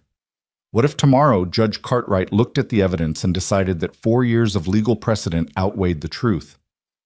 Downstairs, she heard Jace moving around, the soft tread of boots on wood, the creak of the front door opening and closing.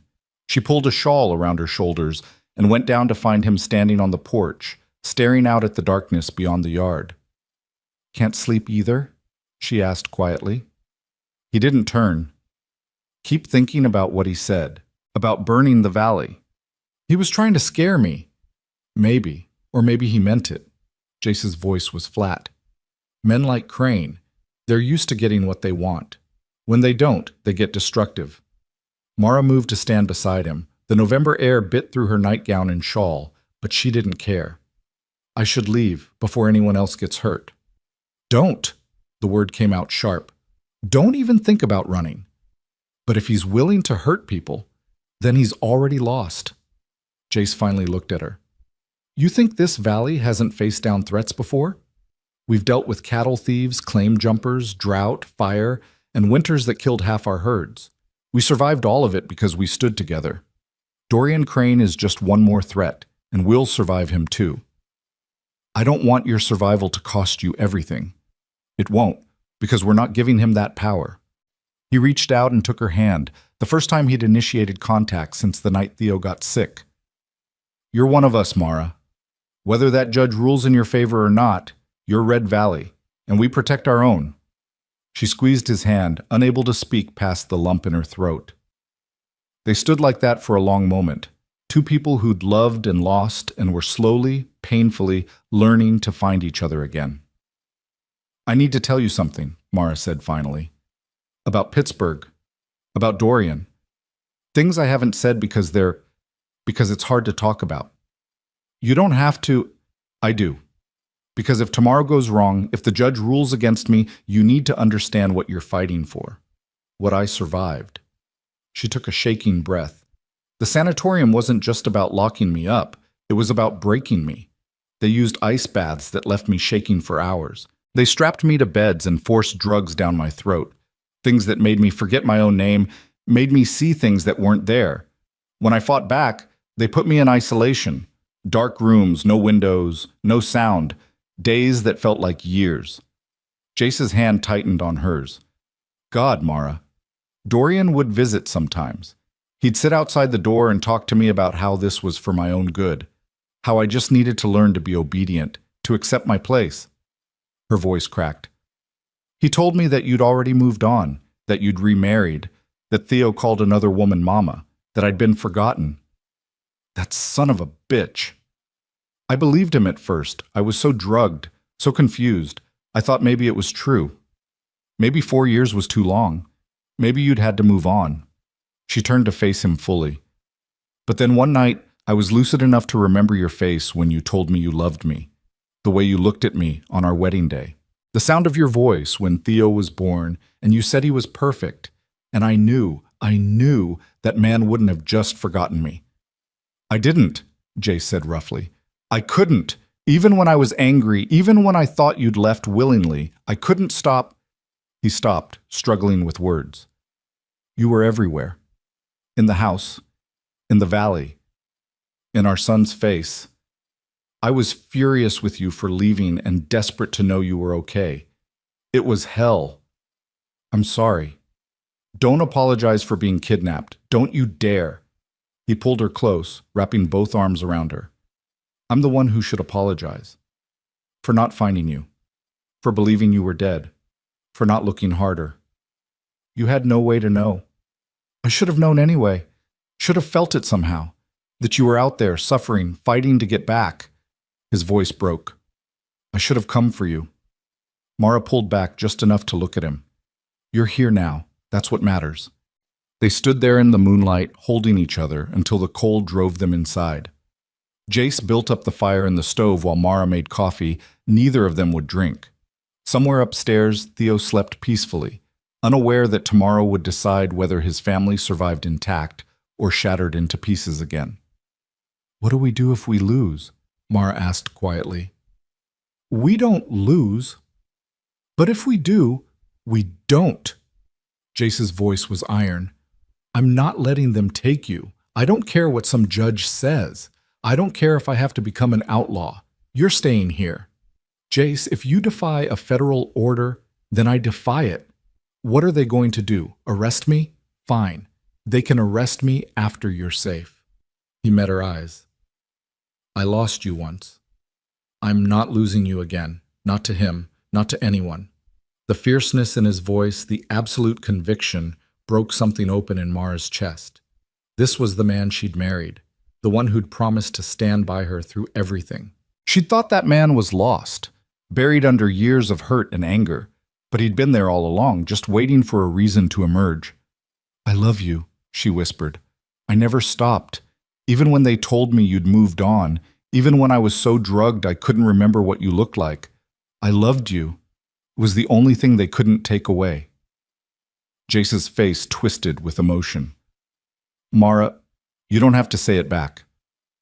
I just need you to know. I do say it back. God help me, I do. He pulled her to him, and this time when he kissed her, it was desperate, fierce, 4 years of loss and longing condensed into a single moment. She kissed him back with everything she had, tasting salt, his tears or hers, she couldn't tell, and feeling like she'd finally come home in every sense that mattered. When they broke apart, both breathing hard, Jace rested his forehead against hers. Whatever happens tomorrow, he said, we face it together. No more running, no more hiding. Just us. Just us, she agreed.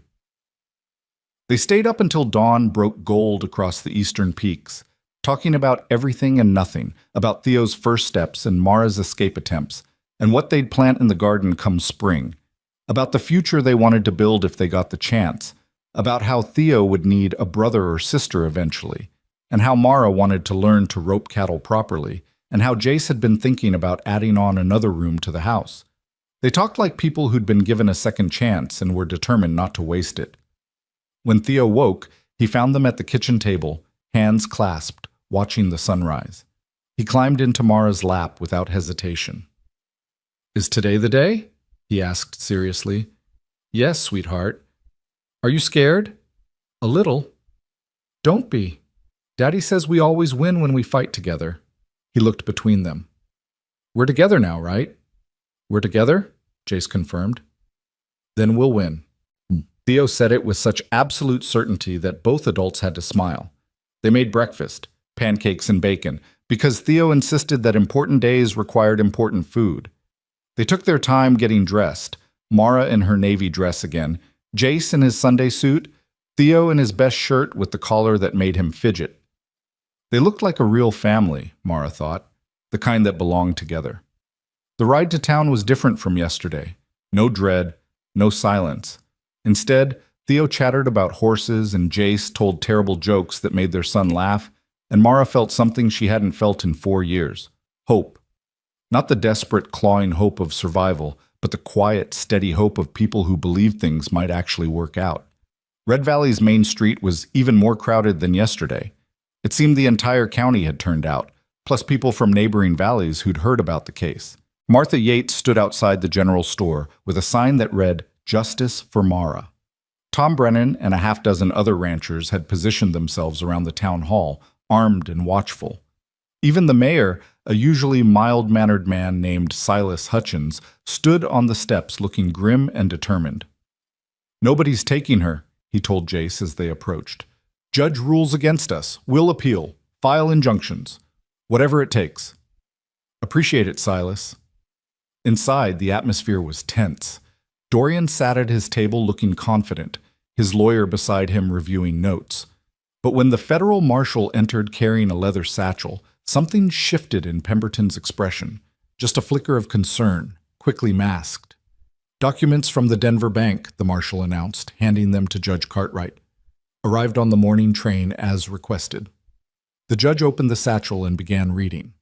The silence was absolute. Mara watched his face, trying to read every micro-expression, every hint of what he might be thinking. Beside her, Jace sat rigid as stone, his hand finding hers under the table. After what felt like an eternity, Judge Cartwright looked up. "These are letters between Silas Kent and Dorian Crane," he said slowly. "Dated September through October 1881. They explicitly discuss an arrangement whereby Miss Kent would be married to Mr. Crane in exchange for forgiveness of gambling debts totaling $47,000. He looked at Dorian. "Mr. Crane, would you care to explain?" "Your Honor, I don't know the provenance of those documents. They're notarized, sealed, bearing both your signature and Kent's." The judge's voice hardened. "Unless you're claiming forgery." Pemberton stood quickly. "Your Honor, even if such an arrangement existed, it doesn't invalidate the marriage itself. Arranged marriages are perfectly legal, when consented to by both parties. These letters suggest Miss Kent was not a willing participant." He pulled out another document. "There's also a medical record here from Dr. Wilhelm Strauss at the Riverside Sanatorium. According to his private notes, which differ substantially from his official reports, Miss Kent showed no signs of mental illness, but was kept sedated at Mr. Crane's request to prevent escape attempts." The room erupted. Pemberton was shouting about illegally obtained evidence. Dorian was on his feet demanding to see the documents, and half the townspeople were calling for Crane's head. Judge Cartwright's gavel cracked like thunder. "Order. I will have order." When silence finally fell, he continued. "I've also reviewed the medical evaluation performed by Dr. Harrison yesterday. His assessment contradicts every report from physicians employed by Mr. Crane. Combined with testimony from Red Valley citizens and the documentary evidence before me, I'm forced to conclude that Mrs. Holloway was indeed coerced into marriage, held against her will, and falsely declared incompetent to facilitate her imprisonment." "Your Honor, this is outrageous," Pemberton started. "What's outrageous, sir, is that you stood in my court yesterday and presented fabricated evidence as truth." The judge's voice could have cut glass. "Mrs. Holloway, please stand." Mara stood on shaking legs. This was it. The moment everything changed. "Based on the evidence presented, I hereby rule that your marriage to Dorian Crane was coerced and is therefore invalid. Further, I'm issuing a restraining order preventing Mr. Crane from approaching you or making any claim to custody or control over your person. You are free to remain in Red Valley with your lawful husband, Jace Holloway, and your son." He banged the gavel. This case is closed. For one heartbeat, the room was silent. Then it exploded into cheers. People were hugging, crying, shouting congratulations. Eleanor Henderson had her arms around Mara before Jace did, sobbing happy tears into her shoulder. Sheriff Pritchard was shaking Jace's hand so hard it looked painful. Theo was being passed from person to person, each one telling him how brave his mama was. Through the chaos, Mara saw Dorian. He stood perfectly still, his face a mask of rage barely contained. When their eyes met, he mouthed two words, "This isn't over." Then he was gone, striding from the hall with Pemberton and his hired guns trailing behind. The marshal watched them go, his hand resting on his revolver. "I'll escort them to the county line," he told Jace. "Make sure they actually leave. But Mr. Holloway," he lowered his voice, "watch your back. Crane's not the type to accept defeat gracefully." "I know. We'll be careful." The celebration spilled out into the street. Someone produced a fiddle, someone else brought out whiskey, and before long it had turned into an impromptu party. Mara found herself at the center of it, accepting congratulations and well wishes from people who barely knew her but had fought for her anyway, because that's what neighbors did. Doc Harrison pulled her aside at one point. "You'll need to file for an official divorce from Crane, even though the marriage was declared invalid, just to make sure there's no legal loopholes he can exploit." "I will, thank you, Doc. For everything." "Don't thank me. Thank your husband. Man didn't sleep for 3 days straight, digging up evidence and calling in every favor he had." He smiled. "He loves you something fierce, you know." "I know." She looked across the crowd to where Jace stood with Theo on his shoulders, both of them laughing at something Tom Brennan had said. "I know." As afternoon wore into evening, people finally began to disperse. Families headed home, ranchers back to their herds, shopkeepers to close up for the night. Jace found Mara sitting on the steps of the general store, watching the last of the sunset paint the mountains purple and gold. "Ready to go home?" he asked. "More than ready." They collected Theo, who'd finally run out of energy and was half asleep against Martha Yates' ample bosom, and loaded into the wagon. The ride back to the ranch was quiet but peaceful, the three of them crowded together on the bench seat. Theo dozed between them, while Mara and Jace watched the stars emerge one by one. "I keep thinking I'm going to wake up," Mara said softly, "that this is all a dream, and I'm still locked in that sanatorium." "It's real. You're home." "Home," she repeated, tasting the word. "I didn't think I'd ever get to say that again." "Well, you can say it every day for the rest of your life if you want." He glanced at her. "Because you're staying, right? This isn't just temporary." "Where else would I go?" "I don't know. I just—" He stopped, struggling with the words. "I need to hear you say it. That you're staying. That you choose this. Us.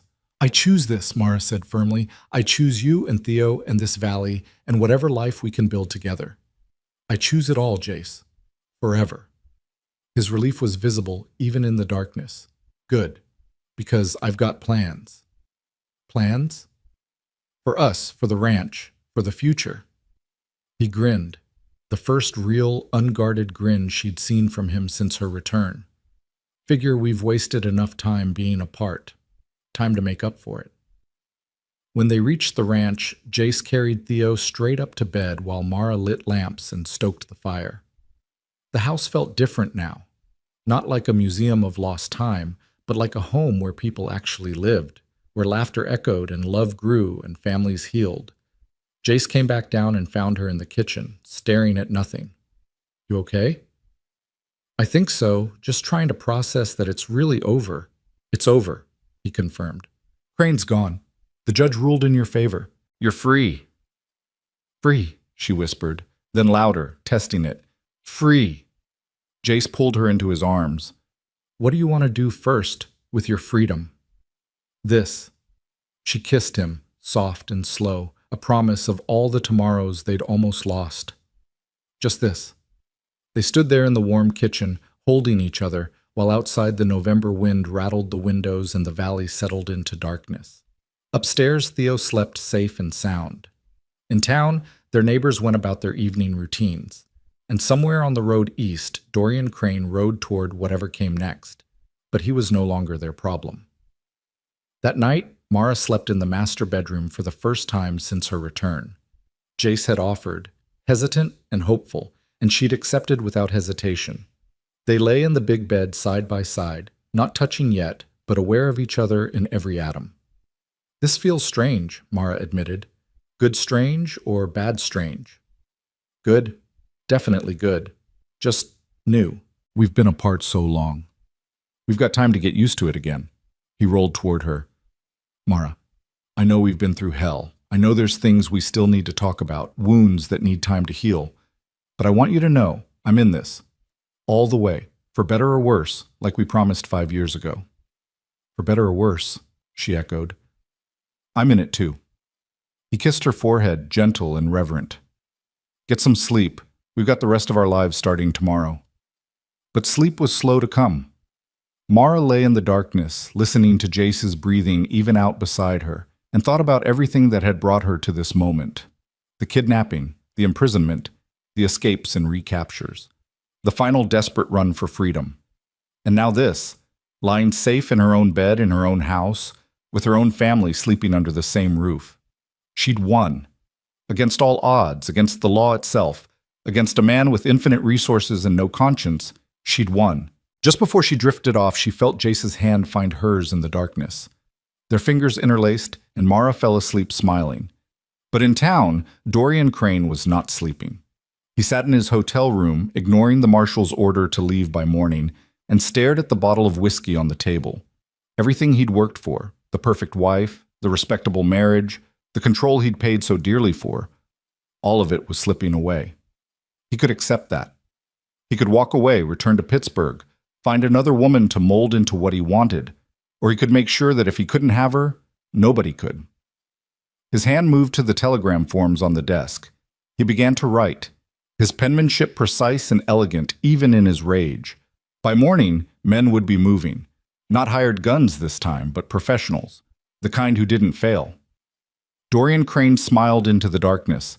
The judge had ruled against him. The law had failed him. But the law was just one tool among many, and he had others. If Mara wanted to stay in Red Valley so badly, then Red Valley would become her tomb. He sealed the telegram and carried it downstairs to the night clerk, pressing coins into the man's palm. "Send this immediately. I don't care what time it is. Send it now." The clerk looked at the address, a private office in Denver, and nodded nervously. "Yes, sir. Right away, sir." Dorian returned to his room, poured himself 3 fingers of whiskey, and drank to revenge. Back at the ranch, Mara woke suddenly, heart pounding for no reason she could name. She sat up, looking around the moonlit bedroom. Everything was peaceful. Jace slept beside her, Theo down the hall, the house quiet and still. But something felt wrong. A prickle at the back of her neck, an instinct honed by 4 years of captivity and narrow escapes. She rose and moved to the window. The valley stretched dark and silver under the moon. Nothing moved. Nothing threatened. But Mara couldn't shake the feeling that somewhere out there in the darkness, something was coming. She stood at the window until her feet grew cold, then climbed back into bed and pressed close to Jace's warmth. He murmured something in his sleep and wrapped an arm around her. "It's just paranoia," she told herself. "You're safe. You won. It's over." But as she finally drifted back to sleep, a single thought lingered. Dorian Crane had never lost anything in his life. He wouldn't start now, and she was right. The storm was coming. It would arrive in 3 days, with fire and fury and the absolute conviction of a man who believed he owned everything he touched. But for tonight, for this one perfect night, Mara Holloway was home and safe and loved. And that would have to be enough. The fire started just after midnight on the 3rd night. Mara woke to the smell of smoke and the frantic barking of Biscuit down by the barn. For one confused moment she thought she was back in Pittsburgh, back in the sanatorium where they sometimes punish difficult patients by filling their rooms with acrid smoke.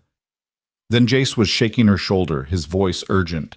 "Mara, get up. The barn's on fire." She was on her feet and running before she was fully conscious, pulling a robe over her nightgown as she followed Jace down the stairs. Through the kitchen window, she could see orange flames licking up the side of the barn, hungry and bright against the black sky. Theo stood at the bottom of the stairs in his nightshirt, eyes wide with terror. "The horses," he whimpered. "Mama, the horses are in there." Jace was already pulling on his boots. "Mara, take Theo and get to the Brennans right now." I'm not leaving you to fight this alone. This isn't a request. His voice cracked with urgency. Someone set this fire. It's not an accident. You need to get our son to safety while I deal with it. The words hit like cold water. Someone set this fire, Dorian. It had to be Dorian. Jace, if he's here, all the more reason to get Theo away. Please, Mara, I can't fight this if I'm worried about you. She wanted to argue, wanted to stay and help, but one look at Theo's terrified face made the decision for her. She scooped him up despite his size, grabbed the rifle from beside the door, and ran. The night was cold and clear, stars brilliant overhead, the smell of smoke already spreading on the wind. Behind her she heard Jace shouting, the panicked whinnying of horses, the ominous crackle of flames eating dry wood. She ran across the dark pasture toward the Brennan ranch, Theo bouncing against her hip, praying she wouldn't stumble in a gopher hole or trip over unseen rocks. She was halfway there when she heard the horse behind her. Mara spun, raising the rifle one-handed while keeping Theo on her hip. A rider emerged from the darkness, and for one heart-stopping moment she thought it was Dorian. Then the voice called out, "Mrs. Holloway, it's Marshal Davies." The federal marshal pulled his horse alongside her. "Get on. I'll take you to safety." "The barn's on fire. Jace is alone." "I know. I saw the flames and came as fast as I could. Let me get you and the boy somewhere safe, then I'll go back and help your husband." He reached down. "Come on, ma'am. No time to waste." Mara hesitated for only a second, then grabbed his hand and let him pull her and Theo up behind him.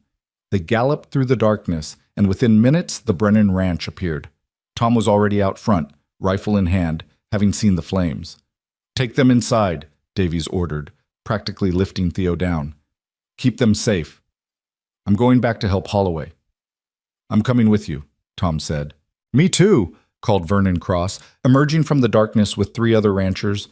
"Saw the smoke from my place. Who did this?"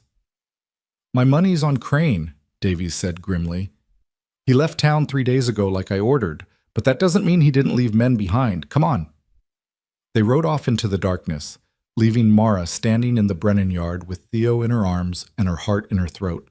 Mrs. Brennan appeared in the doorway. "Come inside, honey. Nothing you can do out here but worry." But Mara couldn't move, couldn't look away from the orange glow on the horizon that marked her home burning. Theo buried his face in her shoulder. "Is Daddy going to be okay?"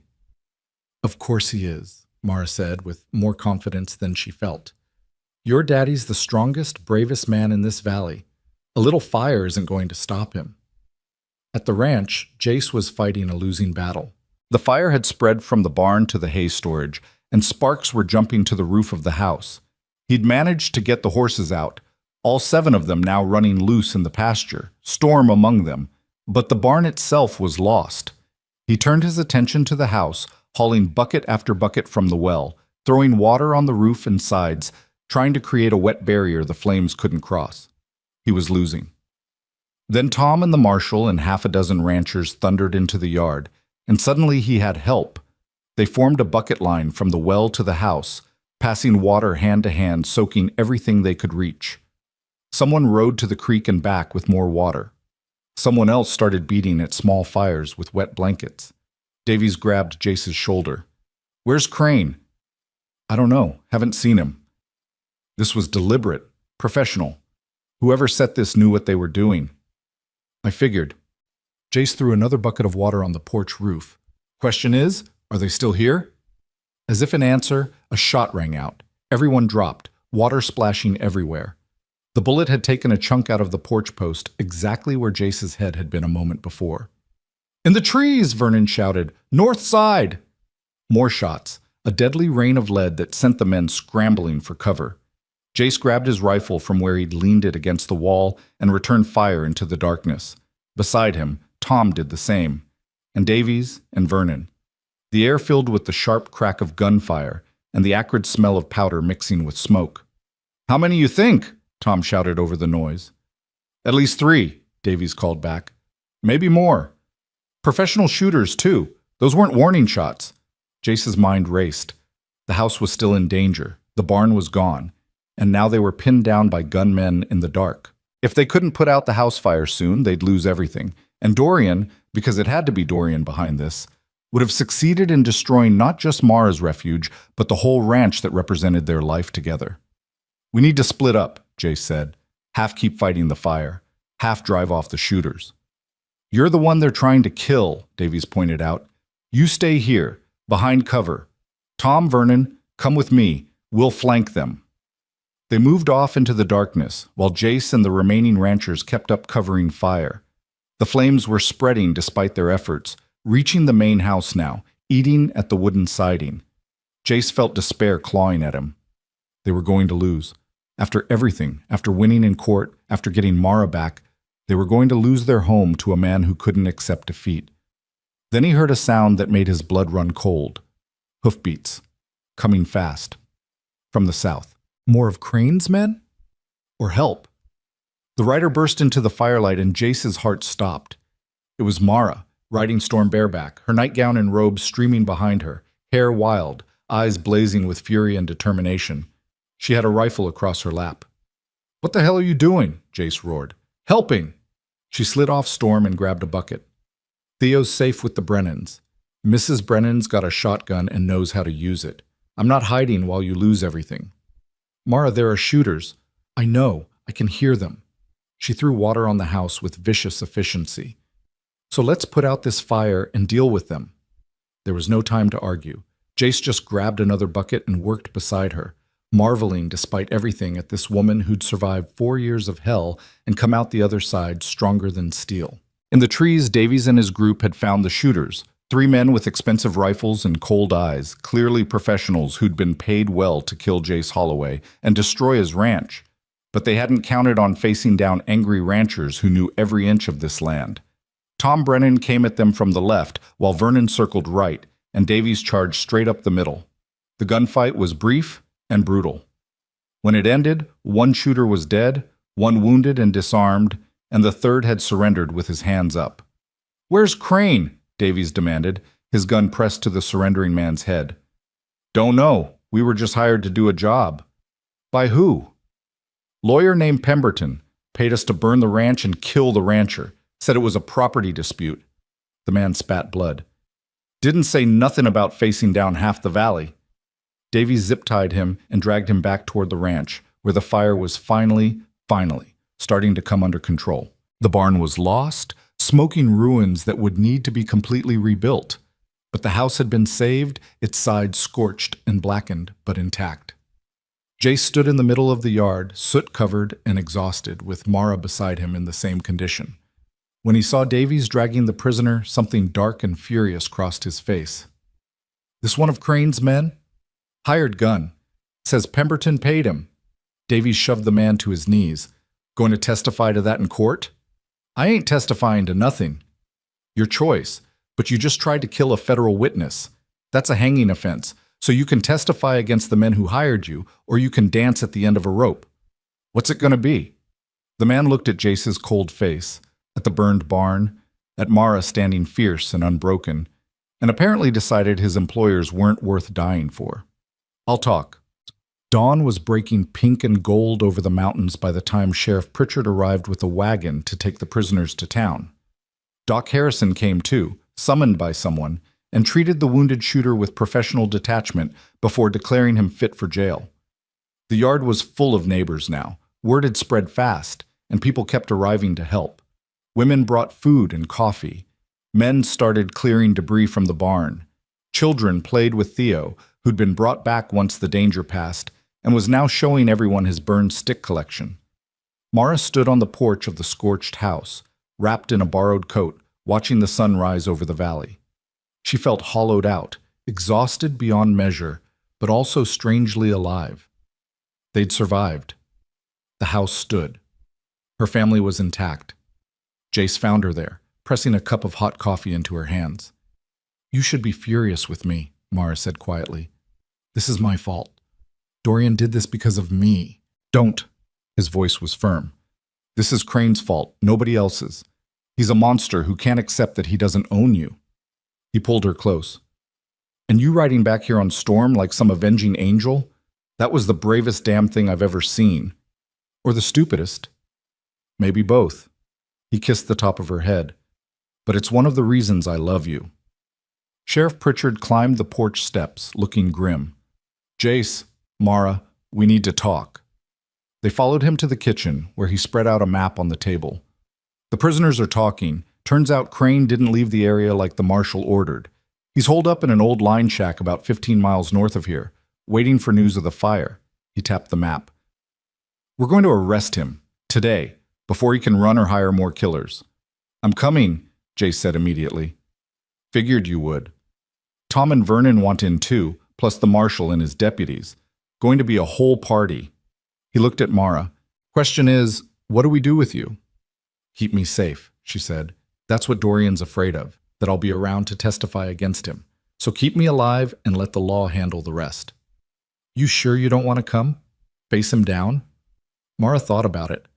Part of her wanted to be there when they dragged Dorian Crane out in chains, wanted to see his face when he realized he'd finally, truly lost. But another part, the part that had survived by being smart, not reckless, knew her place was here. I'll face him in court, she said. Under oath. Where my words have power and his money can't save him, that's where I'll win. Pritchard nodded approvingly. Smart woman. All right, we'll leave a couple of men here to guard the ranch, just in case. Rest of us will ride out within the hour. After he left, Mara turned to Jace. Be careful. Please. Always am. He cupped her face in his hands. This ends today, one way or another. And then we get to start actually living our lives. I'd like that. He kissed her, deep and thorough, a promise of all the tomorrows they'd fought so hard to claim. Then he was gone, riding north with a posse of angry ranchers and determined lawmen, leaving Mara to wait and hope and pray.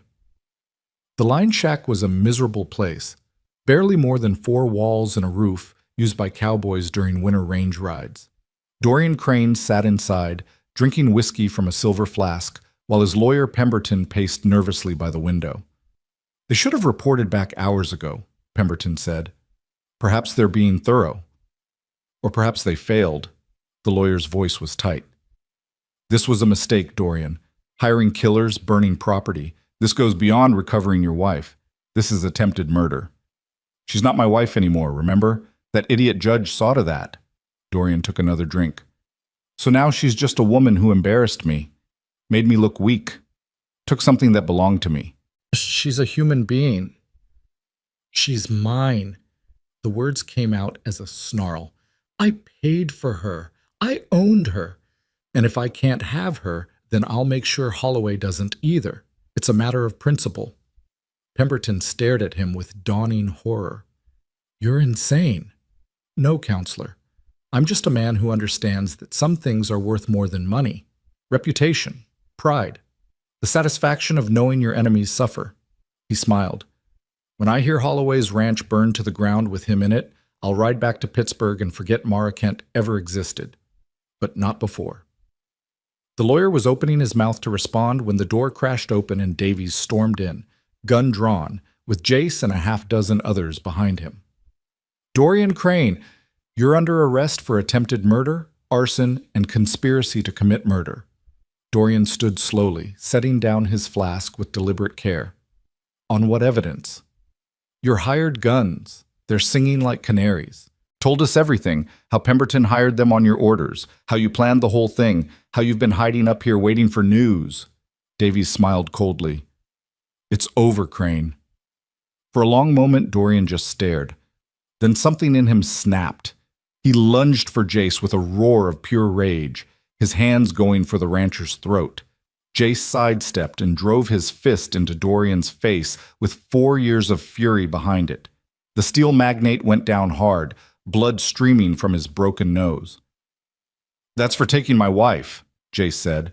And this? He kicked Dorian in the ribs, not hard enough to break anything, but hard enough to hurt. That's for trying to kill me and destroy my home. Davies pulled him back before he could do more damage. Easy, Holloway. We need him alive to stand trial. They hauled Dorian to his feet and cuffed him while Pemberton stood frozen, watching his client and his career both go up in smoke. Davies turned to the lawyer. You're under arrest too. Accessory to attempted murder. I didn't know. I only hired them to... Pemberton's voice rose to a panicked squeak. I want immunity. I'll testify against Crane. I'll tell you everything. Shut up, you fool, Dorian snarled, but it was too late. The damage was done. By the time they rode back to Red Valley with both men in custody, Pemberton had confessed everything. The bribes, the forged documents, the payoffs to doctors, all of it. He'd turned on Dorian Crane with the speed of a rat, abandoning a sinking ship. At the ranch, Mara was helping clear debris when she heard the horses. She looked up to see the posse returning, Dorian and Pemberton tied to their saddles, Jace riding tall and unharmed at the front. Relief flooded through her so powerful she had to sit down. Theo ran to meet them. "Daddy, did you catch the bad men?" "We caught them, bud." Jace dismounted and scooped up his son. "They're going to jail for a very long time." Mara walked over slowly, looking at Dorian. The once immaculate steel magnate was filthy, bloody, and broken. When he saw her, hatred blazed in his eyes. "This isn't over," he spat. "I have lawyers, resources. I'll appeal. You'll hang," Davies interrupted, "or spend the rest of your life in federal prison. Take your pick. Either way, you're never seeing daylight as a free man again." Mara stepped closer, close enough to smell the blood and sweat and fear on him. "You were right about one thing," she said quietly. "I was yours. For 4 years you owned me. But not anymore. I took myself back, and you lost. Completely, utterly, forever." She smiled. "That's got to hurt worse than anything Jace did to you." Dorian lunged at her, but the ropes held. He screamed curses, threats, promises of revenge, but they were empty, and everyone knew it. He was finished. Sheriff Pritchard hauled him away, still screaming, while Pemberton followed meekly, already calculating how much of a sentence reduction he could get for testifying. The crowd watched them go in silence, then erupted into cheers. It was finally, truly over. The next week passed in a blur of depositions and legal proceedings. Judge Cartwright returned to hear the new evidence, declared the entire case against Mara null and void, and issued arrest warrants for Silas Kent on charges of kidnapping and human trafficking. Federal marshals were dispatched to Denver to bring him in. Dorian Crane was formally charged with multiple crimes and held without bail pending trial. But for Mara, Jace, and Theo, life began to return to something resembling normal. They rebuilt the barn with help from neighbors, a new structure that was bigger and sturdier than the old one. They repaired the scorched side of the house and repainted it. They worked together from dawn to dusk, building not just structures, but a life. One evening, 3 weeks after the fire, Jace found Mara standing in the newly finished barn, running her hand along Storm's neck. The gray mare had taken to following Mara everywhere, as if making up for lost time. "You thinking about everything that happened?" Jace asked. "Everything I survived, everything we survived together." She turned to him. "I keep waiting for the other shoe to drop, for something else to go wrong." "Nothing's going to go wrong. Crane's locked up, your father's on the run, and we've got the best neighbors in the world watching our backs." He pulled her close. "You're safe, Mara. Finally. Really safe.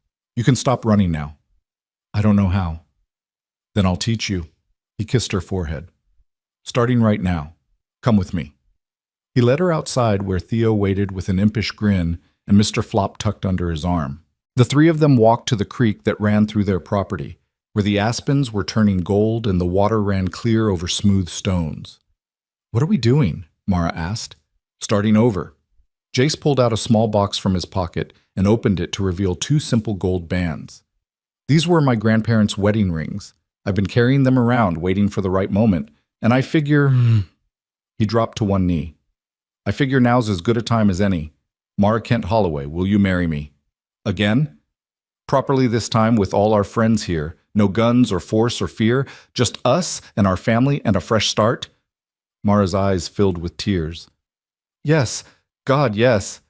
Theo cheered and threw Mr. Flop in the air. "We get to have a wedding. Can I wear my fancy shirt?" "You can wear whatever you want, bud." They planned it for the first Saturday of winter, when the first real snow had fallen and transformed the valley into something out of a fairy tale. The entire town turned out. People crammed into the little church, spilling out onto the steps and into the street. Martha Yates had organized the whole thing with military precision. Eleanor Henderson had made a dress that actually fit and flowed like water instead of hanging like a shroud. And Doc Harrison had volunteered to give Mara away since her father was wanted by the law and her mother was long dead. Mara walked down the aisle in a dress of soft cream wool with lace at the collar and sleeves, her hair crowned with winter berries and evergreen. Theo went ahead of her, carrying Mr. Flop in a small pillow with the rings tied on.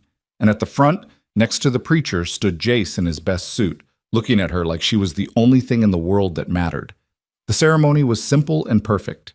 They spoke vows they'd written themselves, promising not just to love and honor, but to fight for each other, to stand together against whatever came, to build a life worth all the struggle it had taken to get here. When the preacher said, "You may kiss your bride," Jace pulled her close and kissed her like he'd been waiting his whole life for this moment. Because he had. They all had. The reception was held at the town hall, transformed with evergreen garlands and hundreds of candles. There was dancing and food and terrible jokes and toasts that went on far too long. Theo fell asleep on a bench with Mr. Flop and 3 pieces of cake in his stomach. Storm was brought to the door so Mara could give her a piece of the wedding cake, and the mayor ate it delicately while the crowd laughed and cheered. As midnight approached, Jace and Mara slipped away from the celebration. They walked through the snow-covered town, hand in hand, to where their wagon waited. "Ready to go home, Mrs. Holloway?" Jace asked. "More than ready, Mr. Holloway." They drove through the winter night, their breath steaming in the cold air, the stars brilliant overhead. At the ranch, they carried sleeping Theo inside and tucked him into bed. Then they stood in their bedroom, shared and claimed, and looked at each other. "I can't believe we're really here," Mara whispered. "After everything, we made it." "We did," Jace pulled her close, "and we're going to keep making it, every day, for the rest of our lives." They made love that night with the tenderness of people who'd almost lost each other and the passion of people who refused to waste a single moment. Afterward, they lay tangled together, listening to the wind outside and the soft sounds of their home settling around them. "What do you think happens now?" Mara asked, "now that the fighting's over?" "We live," Jace said simply. "We raise our son. We work the ranch. We watch the seasons change. We grow old together." He paused. "We get to be boring." Boring sounds perfect. And it was. The months that followed brought news from the outside world. Dorian Crane was sentenced to 20 years in federal prison. Silas Kent was caught trying to flee to Mexico and faced trial for kidnapping and fraud. Pemberton turned state's evidence and got a reduced sentence but was disbarred and disappeared into obscurity. The network of doctors and sanitarium owners who'd participated in imprisoning Mara and dozens of other inconvenient women was exposed and dismantled. But in Red Valley, life went on in the best possible way. Spring came, and with it the planting of gardens and the birth of foals. Summer brought long days of work and longer evenings of rest. Autumn saw the harvests and the first frost and Theo starting school, where he told everyone about his mama who'd fought bad men and won. Winter came again, completing the circle, and on a cold December morning, Mara woke to find Jace watching her with soft eyes. "What?" she asked, smiling. "Just thinking about how lucky I am. That you came back, that you fought so hard, that we get this. I'm the lucky one." She kissed him. "I could have died in that sanatorium, could have given up, could have believed Dorian when he said I was crazy. But I didn't. And I got this, got you and Theo and Storm and this valley and this life." "You got what you earned," Jace corrected, "by being the strongest, bravest person I know." Later that day, they all rode out together. Jace on his big bay, Theo on his pony Betty, and Mara on Storm. They rode to the high meadow, where the valley spread below them like a promise, all gold and brown and white under the winter sun.